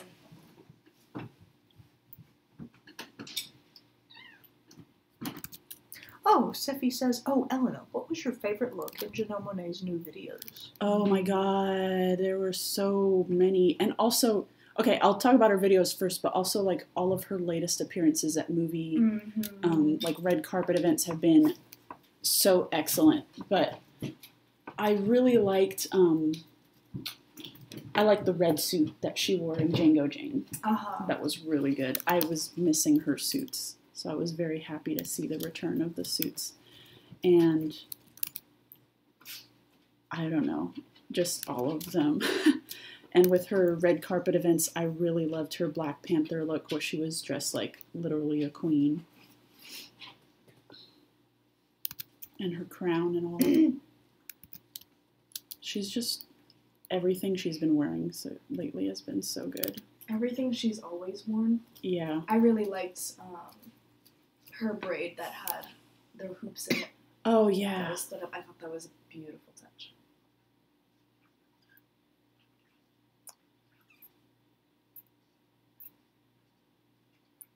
I just, whenever, like, she releases a new video, I have to, like, pause it in between watching it because I have to, like, stand up and jump up and down and then, like, watch it some more because I get so excited.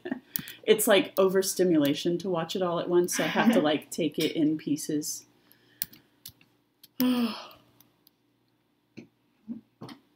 Is that just me or is that normal? I'm not sure. Tell me it's normal. I'm sure.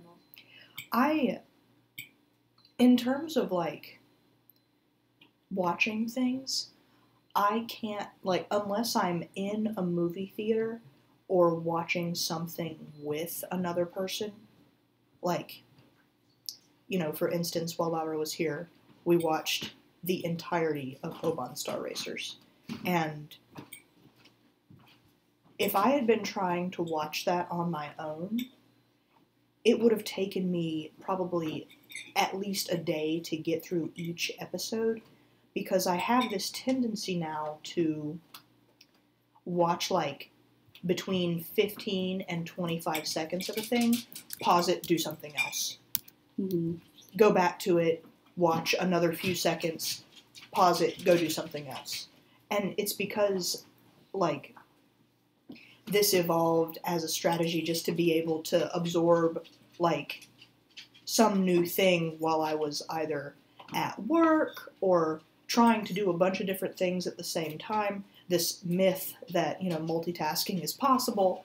And now I feel almost like I don't deserve to see something in its entirety, or I have so little leisure time that I'm trying to balance watching something with talking to somebody.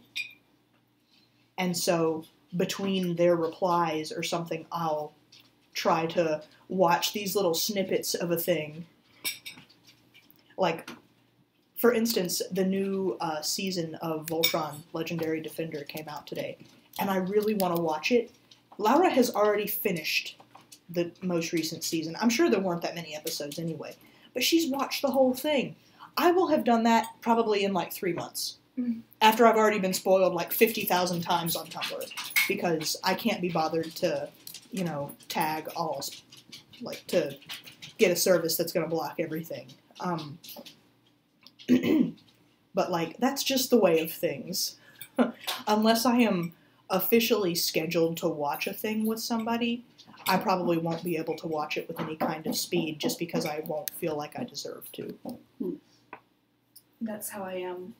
I mean, not out of self-deprivation or a work strategy or anything, but that's how I read scientific papers because they're just so dense. I read about 3 sentences and I'm like, my brain. I have found that I can't, like, skip back and forth between reading a thing and doing something else. Or I try not to do it with writing. Like, I try to write something all in one go or with minimal breaks because I feel like it interrupts the flow. And I don't, like, it'll end up having a lot of different segments with a lot of different emotions behind it, and that's not good. It's why I get really annoyed when someone interrupts me while I'm writing something. Because it's like, I have to maintain the mood or I won't be able to do this, you know? Keep the lights on, turn the music up. Turn the lights down low. I can't really listen to a ton of music while I'm writing either. I can't do anything when I listen to music unless it's just drawing.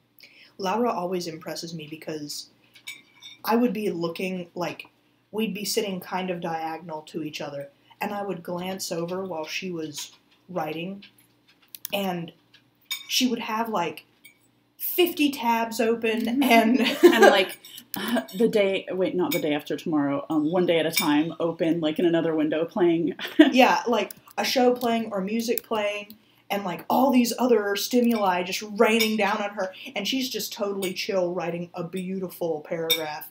And if I tried to do that, I'd get, like, 3 words in, start crying, have a nervous breakdown, like... Yeah. Sweat. Yeah, sweat profusely. I do not have that level of concentration, like... Oh, Laura's bringing up a moment that I'm not proud of. When we were all planning the chapter at Barnes & Noble while Laura was here, at one point, like, I have a really hard time if I'm interrupted while I'm talking, because I think sometimes I feel obligated to start from the beginning, or I feel like, I don't know, like I have to restart the thought. And maybe this is because I have a lot of brain problems and stuff. Maybe it's because I'm missing some chunks of my brain. Who knows? But this is just a thing. And while we were planning the chapter at Barnes & Noble, Elena had interrupted me a couple times while I was trying to execute an idea. And then Laura interrupted me, and it felt like the final straw, like going... And I looked at her and I went, "You write it." And then I got up and walked away because I was like, if I stay here, I'm going to yell at both of them and make everyone really upset. And Laura was like, "What?" And I just left. And when I came back, she and Elena, had come up with this really good thing that I had been trying to get my own brain to manifest. Yeah, Ash, when that happened, I was there, but I was not, like, listening to your planning very much. But then I heard you go, like, "You write it," and then get up and walk away, and I was like, wow, Ash is giving Lara so much responsibility. That's so great. Like, pushing her out on the ledge, like, "Lara, you go, you contribute, you can do it. But it was not like that. Well, no, it wouldn't have to be like that because Laura already has a ton of responsibility I know. in Sister Claire, and, like... Can you toss this one? I would trust her to write something. That was one of the first times I think she'd been asked to write, like, dialogue for the chapter, because, I mean, it was one of the first times we'd ever planned in person, if not the first time.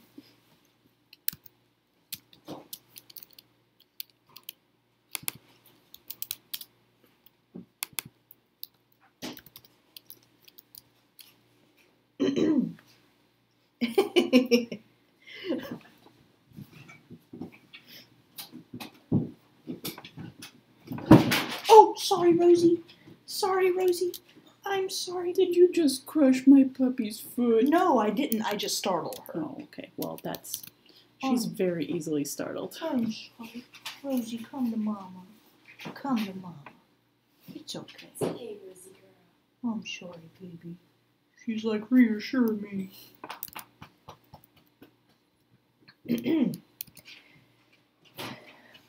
But as much as I'm not in...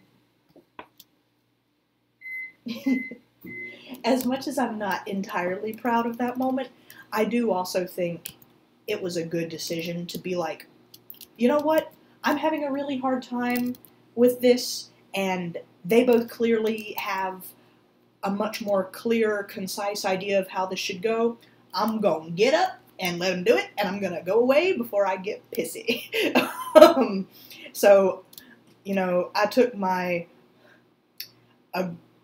egregiously offended ass somewhere else to be, you know, mad at some books for a little bit. And then when I came back, everything was fine.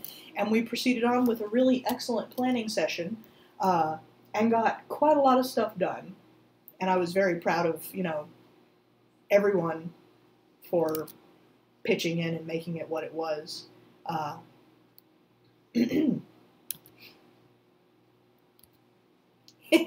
Laura's asking if I liked Oban Star Racers. Yes, I did. At first, it does, like, Laura had warned me that it takes a few episodes for it to, like, really get going. And she was absolutely right. At first, I didn't, like, dislike it, but I was like, And there's something about the art style that I really don't like. Where have the characters' noses vanished to? At first that kind of got me, but the more I watched it, the more, like, interesting it got. The lore really built up, and it became the kind of story that I'm really into. And by the end of it, I really liked it. And I predicted the end. I got it totally right, and Laura lied to my face and told me I had not guessed correctly when I asked her about it, and then when the final episode got there, I just turned and looked at her like, what? I knew this was gonna happen. She was trying to unprepare your heart. She was like, you guessed it right on the first try. What was I supposed to do? Yeah, you're a lot like my mom in that when you're watching something, you like to be like, oh, I bet it's this. And then it's right, and it, like, ruins the movie because, like, you guess it correctly. And my dad is like that, too. And he'll always lean over. My brother hates it, but my dad will lean over to me and he'll be like, this is gonna happen. And I'm like, oh, really? And then it happens, and I'm like, oh, Dad, you knew. You know, there was one movie in particular where I totally guessed what was going to happen, and I thought that I was wrong. Like, my brain came up with this scenario, and I was like, oh, but it can't be that. That's a little too off the wall. And then it happened, and I was like, the hell? Like, did I write this? Yeah. What was that? Get Out. Oh. I had this, like, pretty early on in the movie, I gathered what was going on, and I had this idea that they were somehow putting, like, spoilers for Get Out. If you don't want to know what happens, don't listen to me anymore, but it's been out for, like, a year and a half, so here we go. But, like, I had this idea that they were putting the white people's consciousness into these new bodies somehow, and they had made mention of the fact that, you know, the dad was a surgeon, a brain surgeon, and in movies where, like, I feel like over time I have gotten really good at noticing key phrases, because in a movie, you know, you've only got between usually, like, an hour and a half to 2 hours and 12 minutes to get the whole story. You have to do everything in a really short amount of time, so pretty much everything counts if it's a good story. And I went in knowing that this had gotten a lot of praise, so, okay, presumably if it's gotten all these accolades, then it is a good story, and I can trust that the writers did a good job. So when you get a context clue, like they make a point of mentioning the career of this one character, I'm like, so that's significant. It's going to come back into play later. It's not like you have to assume that no dialogue is throwaway. And sure enough, it wasn't. But I was very astonished to find that I had jumped to this conclusion that was then on the screen. Because if someone had asked me to predict the movie, even if my mind had gone to where it did go, I probably would have said something else.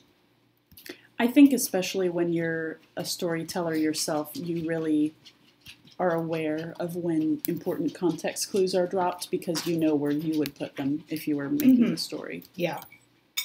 Sometimes I don't want to say frustrated, but I will put a clue into a missing moment or even on a comic page, and I'll be really excited about it. And when I say I had put it on a comic page, like I harassed you into drawing this thing, and then no one notices it. Or in the missing moment, everyone just totally misses a really important line and instead focuses on something else that really doesn't have anything to do with it. And I'm just like, oh. I think that's kind of funny, though. Like, when people, like, jump on something, they're like, this is so much important new information. This is going to solve everything. This is really... And I'm like, no. I think it's funny because your fan base is so into making theories and so into predicting, like, the worlds and the plot, and a lot of times they're really on the money, and then sometimes they'll just go, Yeah. Yes, I liked the Spirit arc. I thought that was good. Talking about Oban Star Racers. Yeah. I thought that was really good. That was, to me, one of the most satisfying arcs in the show entirely. I think if I had a criticism of the show, it would be, where did all their noses go? Followed closely by, I wasn't super satisfied with the Rick storyline. I appreciated where they were going with it, but I thought it ended kind of abruptly and without the resolution that I wanted.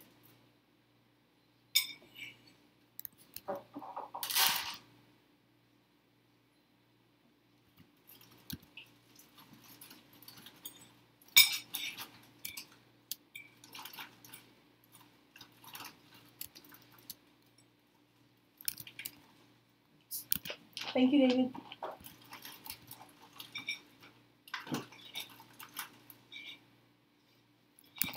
People in the chat are talking about the Magic Brian voice. What? He was my favorite spider boy. My favorite spider boy. How is your spider doing, Elena? Well, I thought we were going to buy her some crickets today, but we didn't. So now she's kind of been fasting for about a week, but that's okay because she's a spider. It's not a big deal. Let's get her some tomorrow morning. Yeah, let's do it. Oh, salute. Hey. Salute. And maybe while we're there, if anyone wants rides. I'm going to be with my mom, so.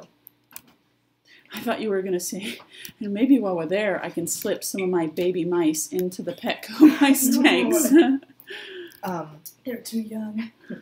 The Crystal Claude said, I just imagine Ash being, like, passive-aggressive when nobody notices her clues. Am I good at being passive-aggressive? I think I'm good at... Am I really? Yeah, God, you are. yes. When you're, like, actually mad. Passive-aggressive? I think I'm just aggressive. Okay, No, maybe, no. but I think passive-aggressive also. It's not common, but it has happened on occasion. I won't bring up any examples because I want this to be a happy time. Okay. Thanks. I don't want this to be like impromptu marriage therapy time. Okay. But Let's not. Yeah. I think it's hilarious that my dad, he doesn't believe in passive aggression. Like, every time we tell him, like, Daddy, stop being so passive aggressive, he's like, there is no such thing as being passive and aggressive. There is only aggressive.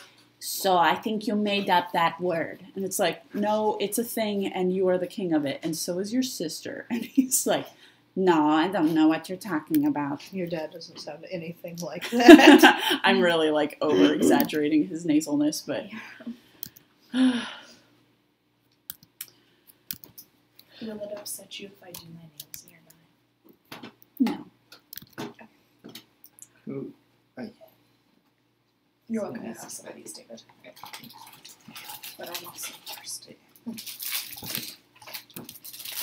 What if I give Simona nail polish? Yeah, why not? Yeah. Zeke, shut your trap. Can Yes. somebody put his collar back on? That looks. Just look up and David's cheek is full of Thin Mints. Hey, Chipmunk bro, can It's you go Girl put his Scout collar? cookie season. Bless. That's not his. There are people coming bark. That's his. Stay away from my food, you His cats. food is Yeah. across the room. And the cats don't want it. Well, I don't know about that. I saw Aang eating it the other day, and I lobbed my my new my little thing of medication that I'd just gotten from the doctor because it makes a really scary noise, and I like threw it across the living room, and it bounced like ding off the water bowl, and he freaked out and ran away. I was like, no, you don't eat Zeke's food. I'm trying to... Matt says, Ash, what was one of the biggest clues you dropped that nobody found that you can talk about? I feel like there were a lot of, well, everybody knows. Go ahead and talk about that. Yeah, everybody knows about Selkie Mom, like the Selkie Mom theory, and I feel like there were lots of clues, and people didn't pick up on that until way later than I expected. Not only that, but we, revealed it in the Christmas special. Yeah, And I thought that was very obvious. And people still act like it's a theory. And I'm like, but it ain't, though. Elena drew it. It's a thing. I remember, when we released that, I was like, people are gonna flip about the confirmation of Selkie Mom theory, and, nobody mentioned it for a really long time. And I was like, yeah, I was shocked, because that's, the most intense part of the animation. Yeah, and I was like, did you watch, though, that thing that I spent 3 months doing? Please analyze every frame. Yeah. It took me, one afternoon each. But, there was that. Let me think. In the missing moments themselves...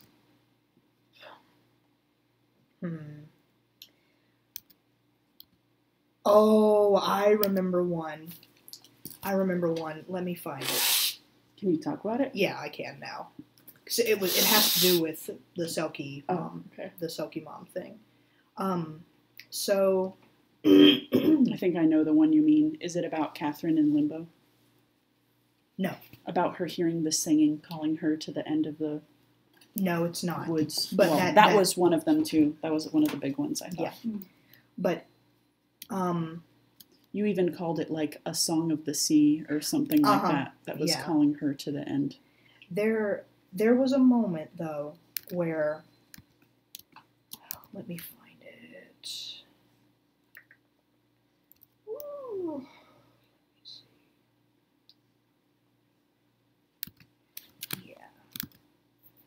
Is Ozzy's head too big?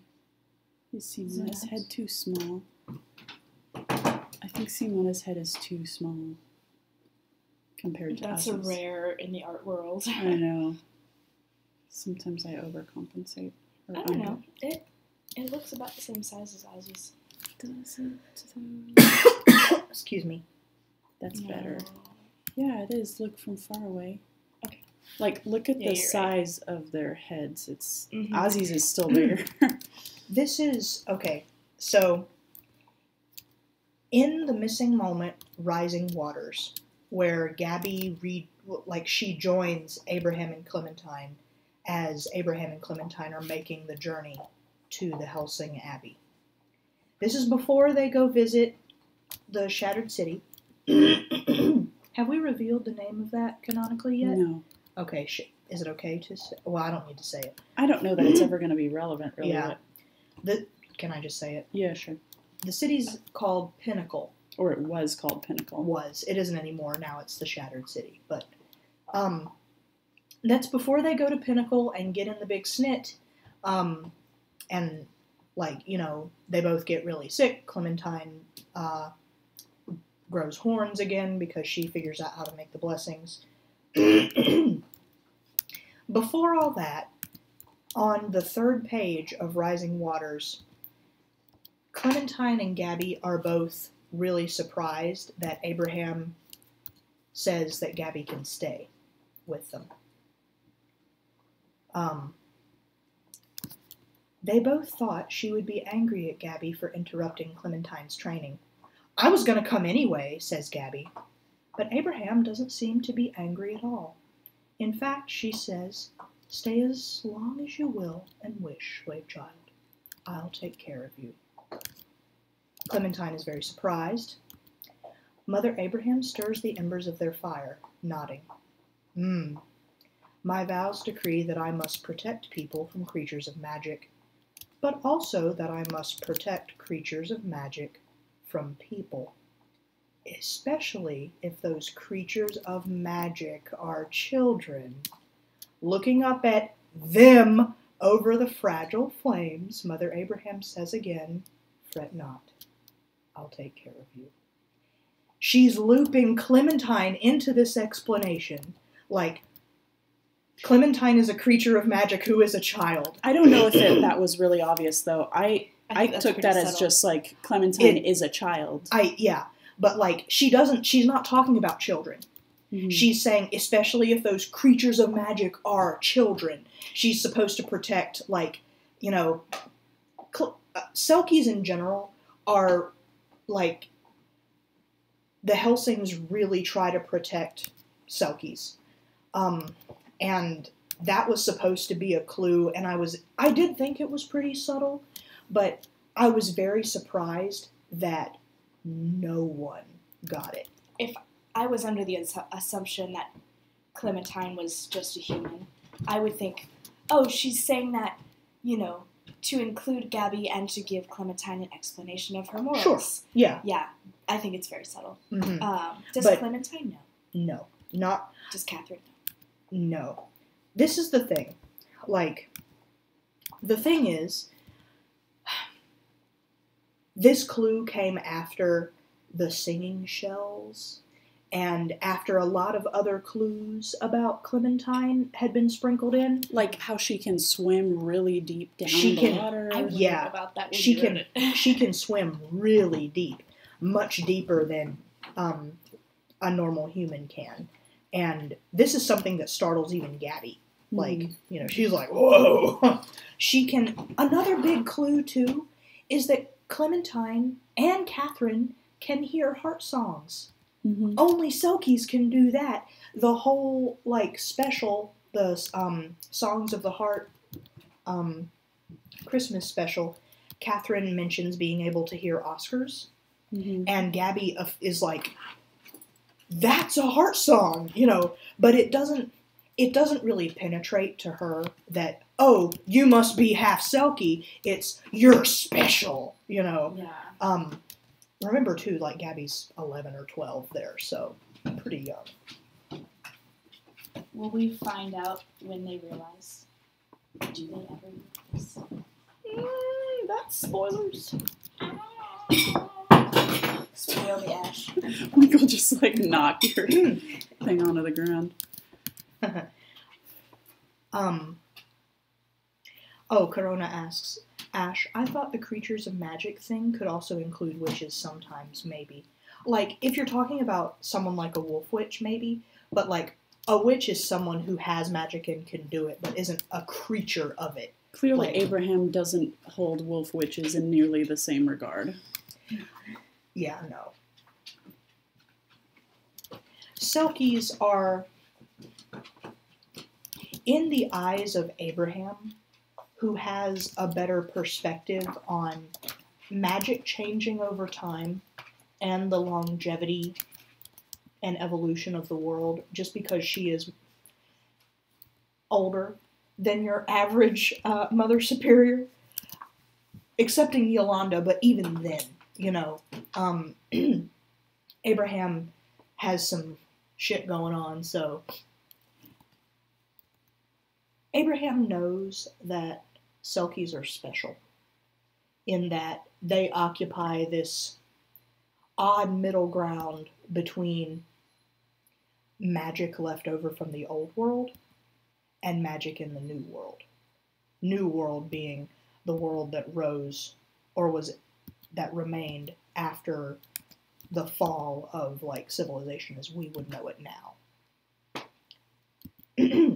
Zach asks, isn't Abraham a creature of magic? That's a good question. Yeah. Da, da, da.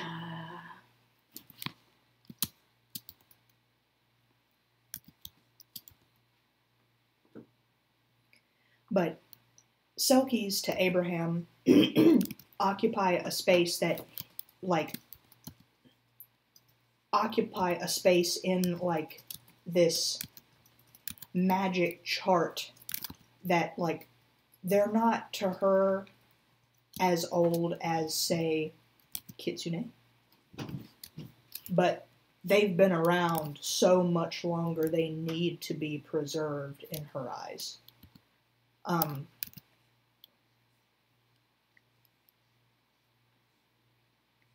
You have to wonder how she feels about people. Like, people. There's lots of those. They're expendable.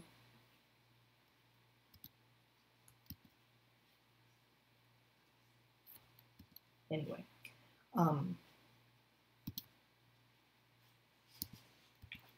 Oh, Sarah, your OC is showing up next chapter. Yay! I'm so excited. What? Laura said, Ash, is it true you don't have sweet pizza there? We have sweet pizza. We have sweet pizza. It's a rarity. It's disgusting. No, it isn't. I miss you, Pizza Inn. Was there Pizza Inn in Raleigh? Yeah, there was. They had that chocolate pizza.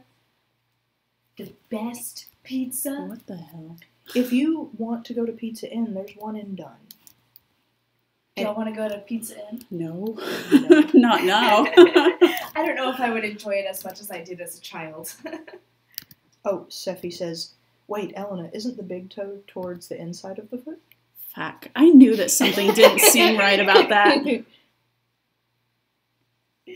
Oh, sweet pizza, like, Laura, our version of sweet pizza, you remember that pizza that you got me at And Pizza that time? That you made sure didn't have any strawberries on it so I wouldn't die? That's our version of sweet pizza.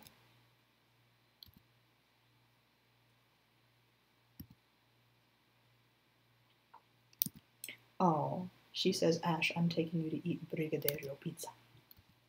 I want it. What is it? Chocolate pizza. No. Delicious. Just call it a pie. Why does it's not pizza? That's like calling, I don't know, cannoli sushi because it's rolled up. I'd eat it either way. So would I. Oh, I'm so excited. Oh my fuck, I need it. Look at this. Except without the strawberries, please. You know, those will kill me. But Link that for the chat to see. That's she did. like a flat pie. Just glass.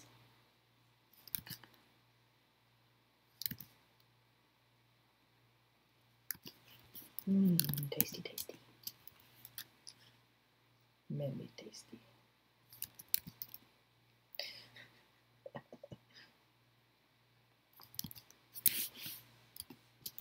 Man, and why you gotta be like this? What? I smell the aroma of cat shit, and it's horrible, and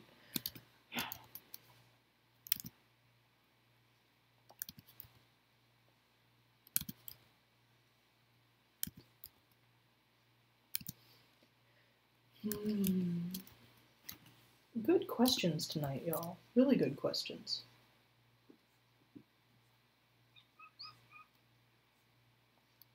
Most excellent.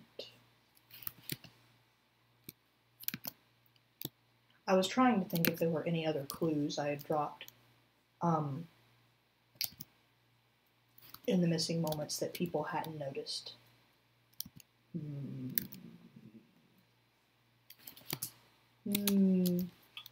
I can't think of any off the top of my head. I know it's happened before. I can think of some that I've put in that people haven't noticed that I can't talk about yet. Excuse me. Oh, and Sarah was asking earlier about do Catherine and Clementine know that they're half selkie? I can tell you that it's a slight spoiler, but I don't know that it's super gonna come up later. And this is something that we might not keep, so let me say that maybe it's not a spoiler because I don't know if we will keep this particular idea. I always had the thought, is it okay if I say? Yeah. Okay. I don't even know what you're going to say, so. Well, it's about Clementine and her, so I don't think Catherine has any idea about it. I think Clementine was a scholar, okay? Clementine was a scholar and was also exposed to, quite a lot more than your average farer was quite a bit more exposed to drifters, seafaring people that do intermingle with Selkies quite a lot. She had these people, not only in her council, but, they were her friends. And I think talking to them would have given her some clues. I think some of the readings that she would have been doing, especially after Gabby's accident, would have given her some clues. I think she probably suspected before she died that what her heritage might have been. The thing is, she doesn't have any way to prove it, in her mind anyway, because Catherine was pretty young when they left, and also doesn't really like to talk about their childhood on the island before they came to Throne and Mare, or before they were taken by the Helsings, rather. She doesn't like to talk about that. It wasn't pleasant. And Clementine herself doesn't remember her mother. So, at all.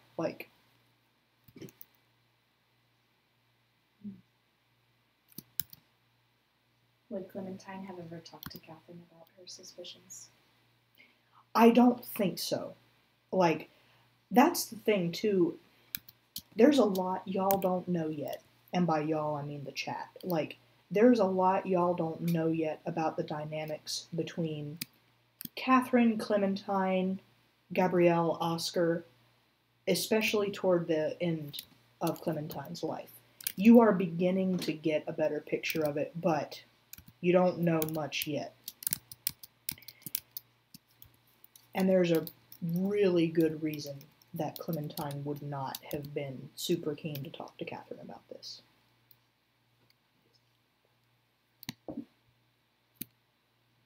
I'm having to quietly motion to Elena over here. She's like, oh yes.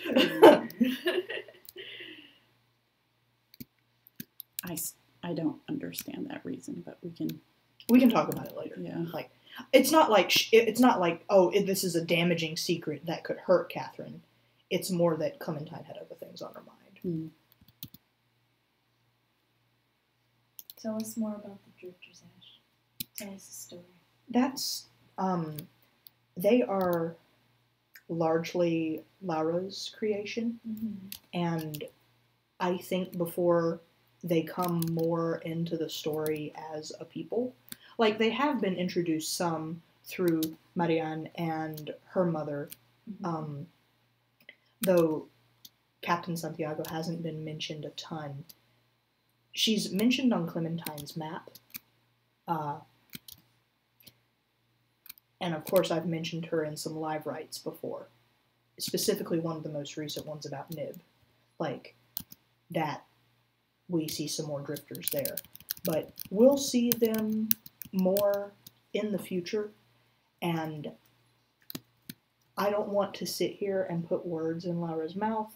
I think, the three of us, me, Laura, and Elena, need to sit down and really adapt all of these ideas that Laura, in particular, has had about them into canon. Mm-hmm.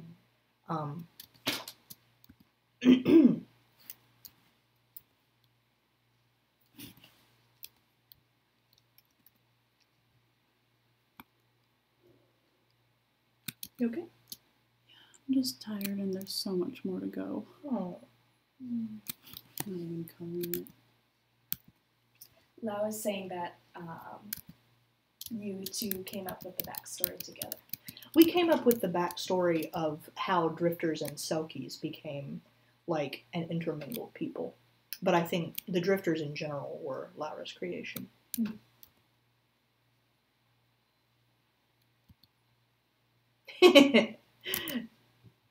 Yeah.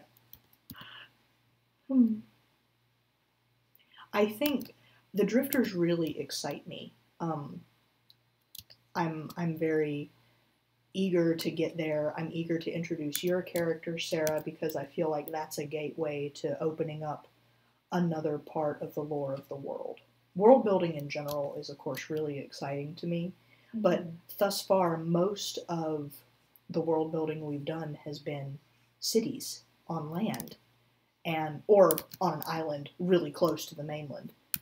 And I'm really eager to talk about this particular people that don't have like some of the issues that all the characters we've seen so far have to contend with on a daily basis. I am also really excited to hear about them. It's going to be good. Yeah. Okay, I think I'm done inking.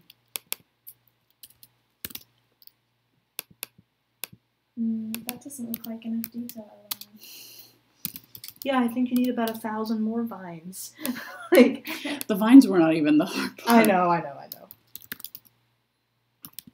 The vines were actually my attempt to make things look more detailed and fill up the space without doing that much extra work. Okay.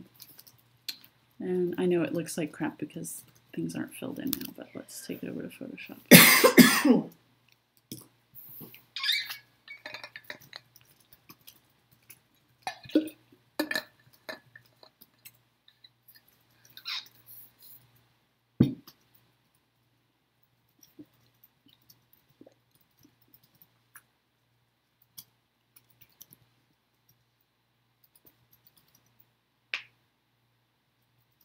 Yeah, Laura's talking about how drifters were very heavily inspired by Tamora Pierce's Traders. And I think some concepts of traders, like, definitely still persist in the lore, but I feel like at this point, there's enough of a difference that I don't feel anxious about it at all. Also, I don't think there's anything wrong with taking an idea that another, story has had and adapting it to fit in your own story. That's how new stories are made, and you can take a trope or a concept and turn it on its head, or just look at it from a slightly different angle, and it's going to be great all over again. Add selkies to it and put it in a world where being in the ocean is really significant. Yeah. Put it in a world where people would, become seafaring because there are giant monsters all over the habitable land. Especially a people like the drifters that have two very prominent and strong kinds of magic that tend to run through them. Like, they've got wind magic and they've got barrel magic strength. They tend to be called barrel witches because they can heft really heavy things. That's a really fun name. Yeah, Laura came up with that one. That was That's really good, great. Laura. I think it always makes me think of Donkey Kong. Like, yeah. I was thinking that you may spank it once. Once. Linked in the chat for those who don't know the meme. But a people like that have really strong magic that on land would doubtless draw shards in a heartbeat. It's like,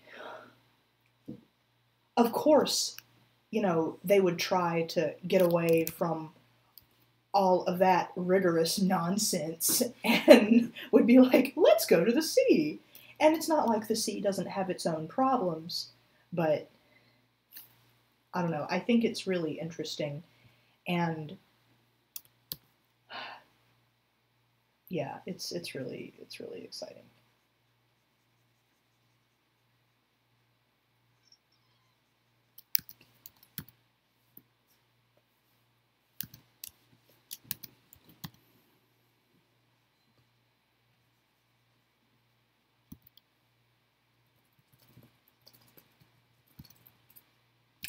Now I have the Donkey Kong theme stuck in my head.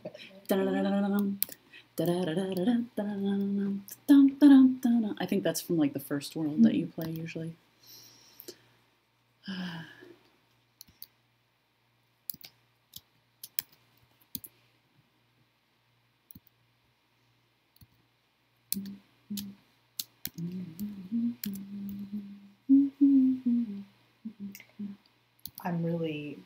I'm excited too about Selkies are like one of my favorite races in Sister Claire, and I'm really excited about getting to show more of them. The idea too of them mingling with people on not just an occasional basis, like what would happen if a particular kind of people united with Selkies in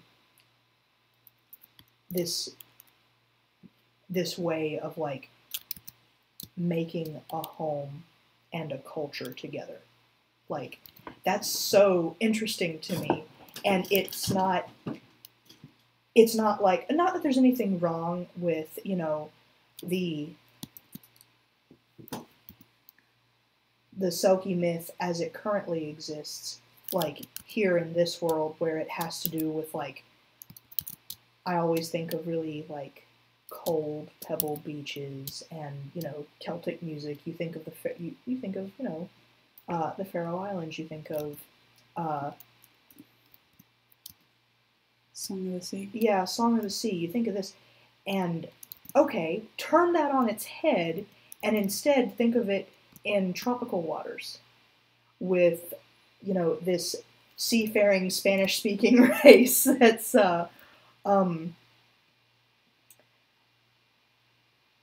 yeah, it's exciting. I can't wait.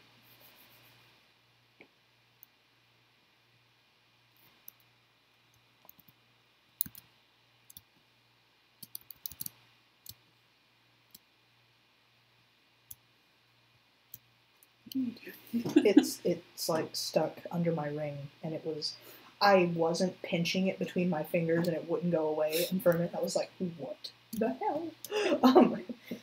I've somehow made the Kleenex magic. Do not want. That's like me in the shower and I see a mole on my body and I try to brush the bug off so terrified. It reminded me of this one time. Have you ever like been walking and you twirl your keys around your finger? Well, one day I was in the middle of campus, in the pit, and I was zoning out thinking about some random thing, and I had unconsciously like unclipped my keys from my pants and was twirling them around my finger, and out of the corner of my eye I saw this shiny whirling object, and I thought it was coming straight for my face, and I screamed and tried to run away from my own hand with the keys on it, and like hundreds of people saw me do this, and I just added insult to injury by, you know, those two huge trees that are in the pit. I like smashed into one sideways. This is like the most Ash thing I can imagine. And all these people were like, holy shit, are you okay? Got it. Similar things have happened to me when I had long hair. Like, I never really got used to having long hair, even when it was well past my shoulders. And sometimes, especially when it got late, like I would be drawing here and I'd tilt my head down and the hair would come out from behind my ear and go, and I would, or see a dark wisp. What about that time? What did I have that was on my head and it scared me and I smacked it away? It was like my glasses. Oh, I remember what it was. I had one of those alligator clips up on my head. And I went to like run my hand carelessly through my hair and I felt it. And I have these like tiny little bumps on my head, like under my hair, which you can't see. And at first I thought, oh, it's just one of my little horns. And then I was like, it's too big! And I like smacked it as hard as I could, and it flew across the living room. The dog started barking. I was terrified. And then I realized what it was, and I felt like such a dumbass. I was really angry. I wish I had been here to see it. You would have loved it. I know you would have. I would have been like probably pissing myself laughing. But I remember like the moment where I was like, it's just one of my horns, and it fit in the entire palm of my hand, and I was like, too big! I don't know what I thought it was, but it felt in the heat of the moment like it had a lot of legs. So I was like, Cast it aside. cast it away. Oh god. Destroy it. Ash, Laura mentioned a Nalu story. Nalu, the first Selkie to make contact with, well, not the first Selkie probably to make contact with the Drifters, but the one who initiated the alliance with the Drifters. So, Laura wants me to tell this story? Yeah. I I want story I feel like it's a lot better read than told by me. And now I'm shy. Read it and link your writing. No, I don't want to read it loud. I mean, Let's have Victoria read sorry, it. I meant tell it as, Link it. yeah, tell it like it. Tell the synopsis and link us the actual text. So, the premise is that I based the first the first Selkies, like, to try to form this alliance with the Drifters on Hawaiian monk seals. Because they're really cute, and they're really endangered. Like, super, super endangered. And they're, like, one of my favorite seals ever. But the premise, like, this alliance starts because Nalu is traveling with the remnants of his pod, trying to find a place that is safe. His pod, prior to this, was quite a bit larger, was attacked by poachers, and they are, in fact, still being trailed by poachers. Nalu's situation is also complicated by the fact that his little sister is really close to giving birth, like about to have a baby, a puppy. Nalu stumbles across this city that the Drifters have. It's a very interesting city because it's this island with a lovely, peaceful lagoon and nice beaches that the Drifters have surrounded with ships. And they don't really, like, a few of them live on the island, but mostly they live on this ring of ships around the island. And, Nalu approaches and begs them for sanctuary. Sanctuary. Uh-oh. Uh-oh. What's happening? The stream buffered. Oh dear. Oh, dang, dang. It's back for me. Oh, between Azi's ankles, there's... Oh, I see it. Okay. Yeah. She's got that ankle gap. I would hope everybody is able to have an ankle gap. But Nalu approaches the Drifters and begs them for sanctuary. He is at first rebuffed by one of the guardians of this very precious community that, you know, it's like, you could be bringing danger to us. No. And then the Drifter Council that exists at the time vote on it. They do decide to help the Selkies, and the alliance blooms from there. And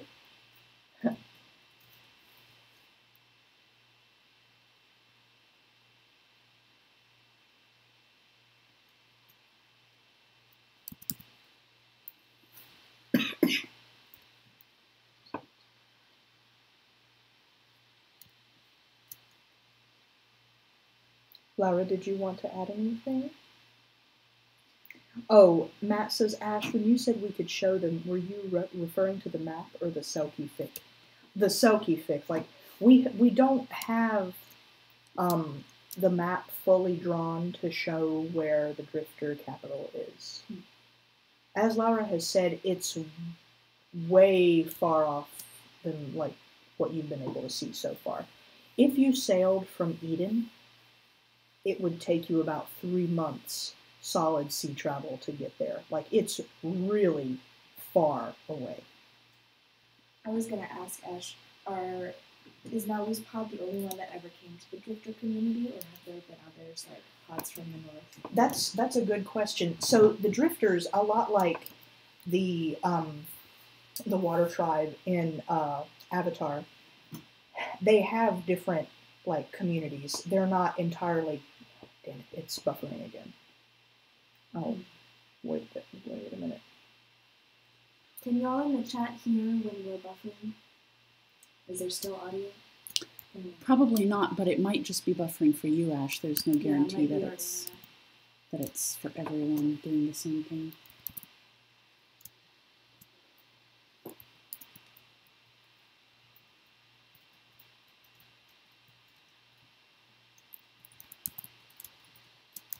Yeah, Laura added that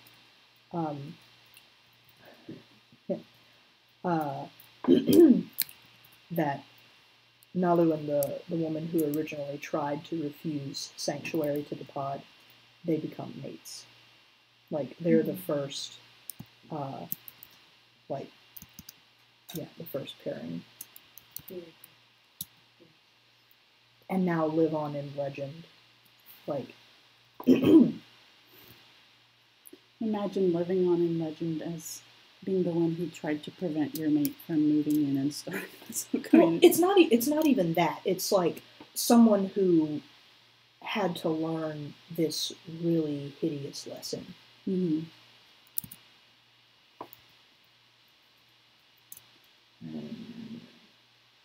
Yeah, I think it's buffering for those people. I hear my computer struggling right now. There's not a lot I can do about it. Mm-hmm. Is there much crossover or communication between the different local communities?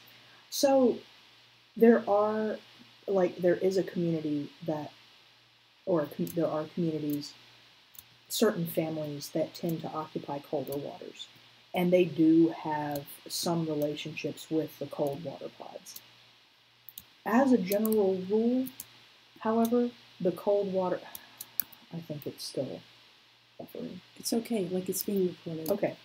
As a general rule, the cold water pods are a lot more leery of people.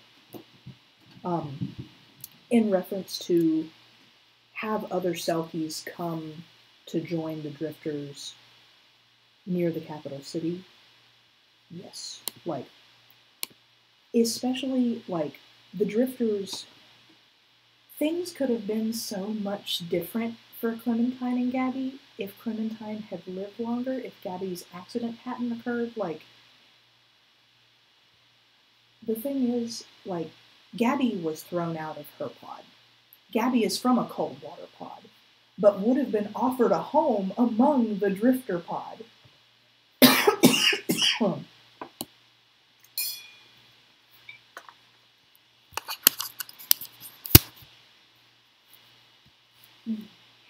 And another thing that this is something that's not going to be a big plot point, but despite the fact that Gabby's pod threw her out, she still really, really cares about them. Of course she does. You know, they're her family. Yeah.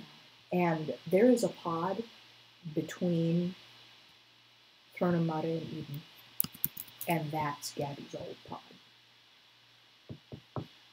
That's on the map. Like, Clementine has written, Selkies, leave them alone, or like, don't mess with them, or else, like, I will smite the wicked. Like, eventually, like, this is something that we may eventually cover in Missing Moments, but eventually Clementine does what she promised she was going to do in one of the Helsing Abbey missing moments. I don't remember exactly which one. It might be the trash.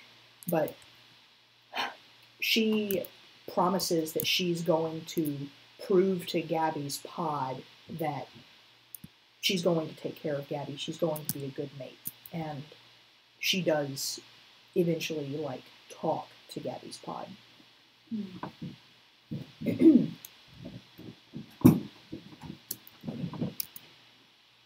Oh, I hear my computer like dying and crying right now. they're like 3 minutes behind. The lag is so long. I think I may need to look into getting a different computer if I'm going to continue doing this. I don't know that my little arrow is up to the task.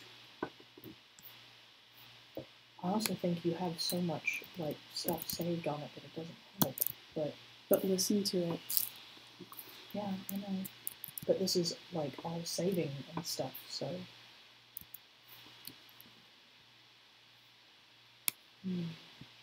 I don't think they're having a good experience anymore. You could try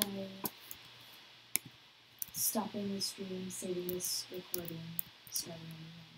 That's what we The did file last sizes. time, and it didn't really seem to help a lot. Like we just had to keep restarting it over and over, and we ended up making like 4 videos, and people still were saying it wasn't working that good.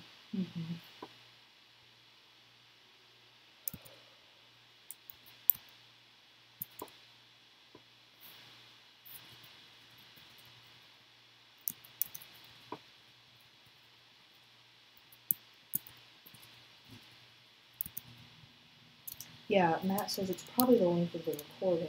Okay, well, I can stop the recording here and start again in just a moment. Okay.